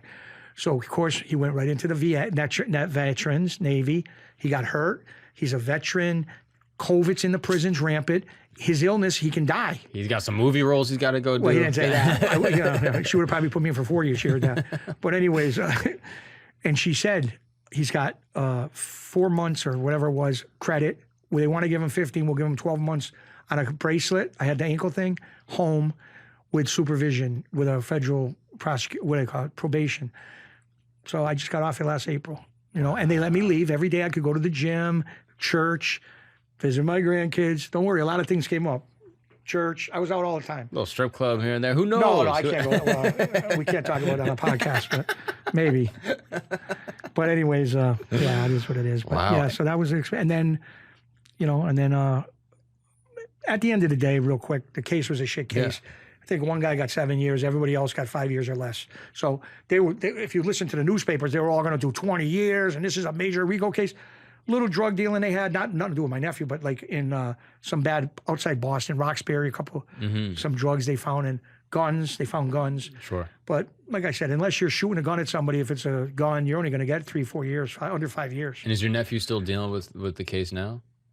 I don't know. He's in jail. I don't know. I haven't talked to him in 2 years. We had a little family problem, but Gotcha. Little family something. But it's nothing to do with what he's doing. But Sure. I don't talk to him. I haven't talked to him in 2 years. But that was personal, something to do with his family. Sure. But yeah, so I don't talk to him. But last I heard, he was still in jail. I don't know what's going on now. Wow. I mean, that is such a wild thing. But now that you've been out since April, now I'm done. I got him off paper. I'm off everything. I didn't even have the probation after they ran a concurrent with the year. That's great. So I was lucky. They knew I had nothing to do with that thing. Just a bad place and dumbbell. But so, like I had said on another podcast, if you're an illegal person on the street, find out what gun factory. If you're worried about a federal case, carry that gun that in New York, where I don't know what gun place in New York. But if you live in my area, get a Smith & Wesson. Because federal, they can't charge you with the gun. So lucky. Yep. But you're not going back to jail, right? What's that? You're not going back to prison at this point. No, right? I'm done. Listen, at my age, come on. I got, like I said, March will be 5 grandchildren. You got all these grandkids, like. And I've got things, listen to me, I got in with some right people. And let me tell you, that's another thing. When you're doing illegal things and you're known on the street to run around with these guys, real legitimate business people, actors, big business, legitimate people, they don't want to deal with you. They like you. They'll go eat dinner with you. It's interesting. Go to a VIP club and laugh with you. But business-wise, That's tough. they don't want to be around you because, God forbid, they tell you they're gonna be partners or do something with you. They're afraid you're gonna whack them, or not me, but they watch movies. Yeah. Oh, he'll whack me and take my business, or I mean, they just think. But when you start living the right life, and that's my main reason for coming, I could tell a million of these stories to you. It's about change. I mean, legitimate change. Not I'm changing. Then you got a podcast show. An informant has a podcast show, and he says, "I killed 3 people." 6 days later, same guy. I killed 14. Well, did you kill 6, 4, or 14? Yeah. You don't remember how many bodies? It's just monotonous bullshit. Yeah. So, and that's why they wanted me, a lot of people wanted me to do a podcast. They said, you could be huge, do my own podcast. But I don't want to do it. I just, there's too much negativity. Not you. You and the kid locked in, Ian Bick, are doing a great job. I commend you. I appreciate that, and man. you got a crew of, what a studio. I wish that people could see your studio. Wait till it's done. Yeah. And it's in a great place in Brooklyn. I had a great little time today. And yeah, so it's about change and be a good person. I mean, since other than, like I said, I'm trying to lose weight. I lost weight, but I got more to go. Yeah. And I was on Locked In show, and boy, there's some ruthless people, boy. Some of them comments, one guy said, I ate the mob. He had a little bottle of That's water. a good joke. Yeah, That was it a was good one. funny. I put smiley faces. The man who ate the mob. Yeah, no, he goes, so and then funny. they said I look like some cartoon guy that's on Springfield, the heavy guy with the little glasses. Oh, yeah. Oh, they From named The him. Simpsons? Yeah, somebody, not him, some other guy. I laughed, but I said, Jesus Christ, you got some real, they're probably sitting in their mother's basement at 40 years old typing bad things to me. Bro, we're in a life. Torturing me. Yeah, okay. But sometimes there's funny ones where you're like, listen to me, I'm dying laughing. I die laughing, I got to admit it. Have you ever heard of the comedian Tim Dillon? I saw one comment that was like, this guy looks like Tim Dillon's brother. Yeah. Oh, you said the comments? I Yeah, saw I didn't know it. who Tim Dillon was. I thought that was a cartoon guy. Tim's an excellent stand-up comedian. But, He's but super I'm fun. honored to be Tim Dillon. But you know who I like? I like this kid. My favorite guy right now is a young kid. He's great. Steve Riff. Oh, Matt. Matt Riff. Matt Rife. Rife. Yeah, I say Riff, handsome, whatever. handsome motherfucker. Great huh? guy. Yeah. Oh, yeah. He's incredible. He gets the audience involved. He's blowing up now. He's blowing up. He's arguably one of the biggest comedians in the Oh, world. he's great. He's great. He's like 25 years old. You got to hear his story. I mean, 2 years ago, he's been in comedy for a long time. Yeah. But 2 years ago, he was even saying this, maybe 3 years ago, he was like, doing shows in London here and there, like not doing that many tickets, like, struggling, like, killing it now. as a comic working. He's doing 7,000 tickets in Bend, Oregon. God bless him. Good for him. The Good guy for him. has done such a great And job. he's such on the spirit of moment. He'll talk to an audience member. They'll say something to him, and he goes right. He's incredible. He's extremely quick. Yeah. Like he's excellent. So that's And basically. he's been in the game a long time. Yeah, He's been doing yeah. stand-up since he was like 16. Yeah, and I got some funny. I went and seen the first time, just to tell you a quick thing. Yeah. I was in LA in 1985, the year I graduated. I went and moved. Me and my 2 brothers went out there to get my sister and move her back to New England. And I seen I think it was one of his first shows. He might have been a comic for a month. Sam Kinison, 1985 on the that famous strip. I forgot what they call it, Sunset Strip. Yeah. Comedy Club. It was called At the Comedy Store.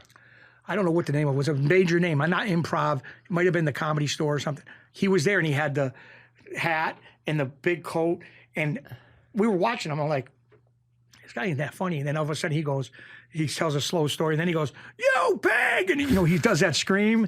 And I was crying. And I said, this guy's going to be huge. And he, come on. Wow. It's huge. Wow. Are there any stories that you want to share, like that didn't get brought up? If there's anything, the floor is yours. I appreciate. I pretty much got. I mean, Jesus, the people are probably throwing stuff at their TV and falling asleep by now. But no, message. I just want to say my message is just change is possible. When you're around good people, there's a saying all over the internet. I love it. Show me your friends and I'll show you your future. Yep. And unfortunately, that's the truth. It's a truth. That's the thing, man. I look at guys like you, and it's like you grew up in this area. This is everything that you knew. These are all the guys that you knew. And as a young kid, it's interesting, it's seductive, and you kind of get drawn into it. If you could have gone back and not been involved in this and just had like a straight-laced job that made you good money and did that, would you have done it? If I didn't get hurt in the Navy, I probably would have been in a career, 20 years. Yeah. I mean, I ended up retired anyways, but I would have stayed. Yeah. I loved it. I was stationed at Honolulu, Pearl Harbor. That's actually one thing that we didn't get to, and I'm curious. Can you explain how you got injured in the Navy? Yeah, there was a chemical spill on my ship I was a gunner's mate. I was becoming a gunner's mate, and there was a chemical spill that should have never been cleaned up. And our executive officer said, we need you and 2 other guys to go into this compartment, and it was glowing green. Like, in other words, it was a toxic neurochemical that they put in. I don't know if it was a weapon or whatever they put it in, but it was like, you ever go to a concert and they got them things you bang against the seat and they start glowing? Yeah. Or they glow sticks. Yeah, the kids have them. Yeah. They're nothing, and then you bang them. Yeah. Well, picture that glow stick if it's spilt all over the floor, glowing. So I had said to my executive officer, I says, should we wear the 3M masks and the big suit? And he said, no, just clean it. There's nothing. It's just a chemical. So jerk-offs, excuse my language, we jump in there and we start cleaning it, and all the green, our clothes are glowing green, everything's glowing green. And we cleaned it up like idiots. Not knowing, we're not idiots because we didn't know. Right, you're listening to what they said. Yeah, and then 2 weeks later, about 2 weeks later, we're out in the Indian Ocean, about 800 miles off the coast of Guam. And this was underway in the ocean. We did this cleanup. And we cleaned it up. And about 2 weeks later, we're out near Guam. We're sailing to the Philippines, Subic Bay in the Philippines. It's closed now. And I couldn't walk. I got out of bed and my legs wouldn't move. Or they were like and my eyelid was shut. My eyelid was completely shut. Not like a black eye. Just picture your eyelid doesn't work. Your eyelid's like, that's it. But you're not holding it. It's down. Yeah, it won't open. So I said, what the hell's going on? Maybe I'm sick. So I went to sick call, and I told them everything, and they said, we got to get, this ain't normal. This ain't sickness. And the other 2 guys were sick, too. One guy was thrown up nonstop. The other kid couldn't walk. So they knew this is bad. And they landed a helicopter, a helo, on our ship and flew through the Indian Ocean. And they flew us to Alameda, California, the Alameda Naval Base. And I only had 4 months to go, 5 months to go to make my 4 years and continue. They would have gave me a money sign back up and everything. And they said, you ain't going back to your ship. What the hell are you talking about? We sent for all your stuff. It's coming here. Why? We got to take care of this. What is it? So they don't tell me. It's all hush, hush. And so I was there for like a month, and then they sent all 3 of us on a plane to the most notorious, best military hospital in the world in Maryland, Bethesda Naval Hospital. It's the president. When the president gets sick or gets assassinated, anything, God forbid, if he ever gets shot or anything, that's where they bring him if he's around. But right outside Washington, D.C., Bethesda Naval Hospital. It's great. And I was there a year. I was there a year. And I was telling you the story earlier where I would be there Monday through Friday. Then I take a train from Bethesda to Springfield, Mass, 7 hours to stay home for the weekend, go out with my friends, have fun, and come back Sunday night. And I acquired a neurotoxic disease that still weakens me. I take medication for it. My eyelid's open now, but sometimes, I don't really drink much, but when I drink, anytime I drink, I don't do drugs, but my eyelid shuts. So I got to be careful. Wow. It's a neurotoxic. There's a name for it. It's a big name, but nobody would know what it means anyways. And it was caused by a neurotoxic. It's a neurotoxic disease caused by a neurotoxic chemical. And my buddy, the other 2, and One of them's not here. One is really crippled now. One died. He ended up getting from the same chemical. I got that, which looking back, I'm glad I got that because the alternative, one of the guys that were with me got Lou Gehrig's disease. He's still alive. He's crippled. And the other guy died of, what's the cancer? Bad cancer. In the blood. What's the cancer in the blood? Leukemia. Yep. Fuck, man. He died a year later, and my guy that I haven't talked to him in years, but he's still alive. I don't know, 2 years maybe he's dead. But he's my age, 50, probably 57, and he's crippled. He's been in a wheelchair for 20 years. So messed up. And they've retired. Well, you know what happened? I won't get into that, but they offered me a settlement, cash settlement, but then that was it. I was done with them. And my father said, you can do this. You're going to buy a nice car and a house, and then what are you going to do? If you can't work, how are you going to pay your bills the rest of your life? And he was right. It was a nice set of money, but he says, take the retirement. So I took full 100% retirement, full medical, full dental every month, and I've got millions since then. If you figure out all these years getting a 100%. And my kids went to college. You know, they helped with that. Some college. And I went to college, full medical and dental through my whole life with my kids, having it all through until they graduated college. Wow. So, in all things considered, it was whatever. It is what it is. You know, I whatever. Right. I mean, that's awful. Yeah. It's nice that there's some there's some restitution, I guess. There's some amends, but for the poor guy's family that got the leukemia and the other guy who's in a wheelchair. What about that? Yeah, and even you. Well, you know what? I got to say I'm blessed because I got a good attitude now. I don't think negative. I always think positive. There's Vietnam veterans that are 100 times more the man I am, and these guys that were in Desert Storm and all these different PTSD storm warnings, and this, PTSD, no limbs. You know, there's guys that I talk to at the VA when I go there for checkups. They have no leg, no arm. Their face is blown half apart. They get less money than me. Wow. Come on, there's a problem there. Yeah. Come on, guy gets his leg blown off in a war. I wasn't even in war, thank God. When I was in the military from end of 85 to 89, there was no war. So I was blessed. We were practicing. If there was a war, we were ready. Sure. Because I was on an attack tanker that carried 10.5 million gallons of JP5 jet fuel. Wow. We refueled we were like the Exxon or Mobil on the water. The aircraft carriers, we used to go out with the USS Nimitz battle group. That was our battle group from San Diego. The USS Nimitz, serious ships, big 3 carriers, destroyers. We had a nuclear sub underneath us at all times. Because if there's a war or there's a terrorist attack, who do you think they're going after? Take the oil out. Take the oil out and blow all the ships. 10.5 million gallons of JP fuel. They hit our ship. Every ship around us is gone. Yeah, every plane. 10 square miles, I think they said. Planes are done, like everything. Whatever. Well, I don't know if they're way up, they won't. But they can't fuel up. Oh, no. If we're refueling the USS Nimitz, they run. I think they were running on nuclear. But we used to refuel. We did do some aircraft carriers. I don't know what they needed it for. Maybe for their jets. Wow. Because the jets run off JB5 too. And you enjoyed your time there. You would have stuck that out. Oh my God, I went around the whole world. Wow. China, Korea, Hong Kong, Australia, Perth, Sydney, Melbourne, Malaysia. Hanging with the boys. Yeah. What's that place? Crazy. Philippines. Forget about that. I don't want to tell them stories. You have to be 5X. Where's the other? Bangkok, Thailand. Oh, don't tell me about that Singapore. Story. Come on. The Thailand story. You don't even know. Uh-oh. I ain't going to tell the story because it ain't good for the air. But let's just say nothing to do with me. But just let's say them hillbilly guys from out west that were in the Navy, there was a lot of donkeys, and I'm not going to get into it, but there was some crazy surprises. Oh, boy, God. Wow. But, I had a crazy little life, I guess. And I noticed it's actually very faint. You can't really see it, but there's like a little scar here. Yeah, no, it's big. Actually, it's right here. From here, it starts here. It goes up here, and it goes all the way down the back of my head. It was a car accident in 2008. I almost died. That's another thing. Almost died. Lived, but it was bad. Yeah, it cracked my head. My whole head was hanging. This ear, I can't hear that good, maybe like 30% hearing. And it missed my eye by a quarter of an inch. It would have took this eye right out. Whoa. And I went right through the windshield. And I'm surprised to be alive. So that's what I'm saying. I'm done with the bullshit. I'm just blessed to be here. Like I said, great daughters, incredible son-in-laws. They work, great, beautiful houses in Connecticut. They live.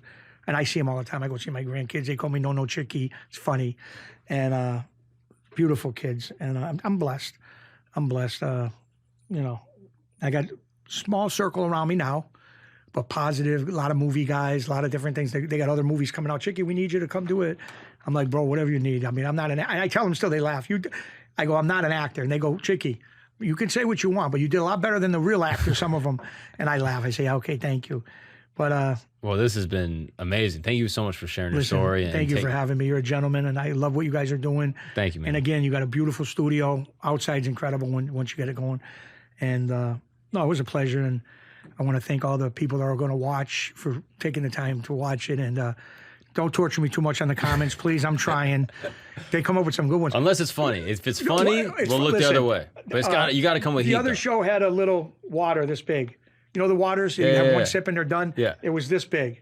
You got the good ones. Yeah. They had a little water at the other show. So I pick up the water during the interview. It's this big. And it just fits in my hand like a little, like it's like a midget.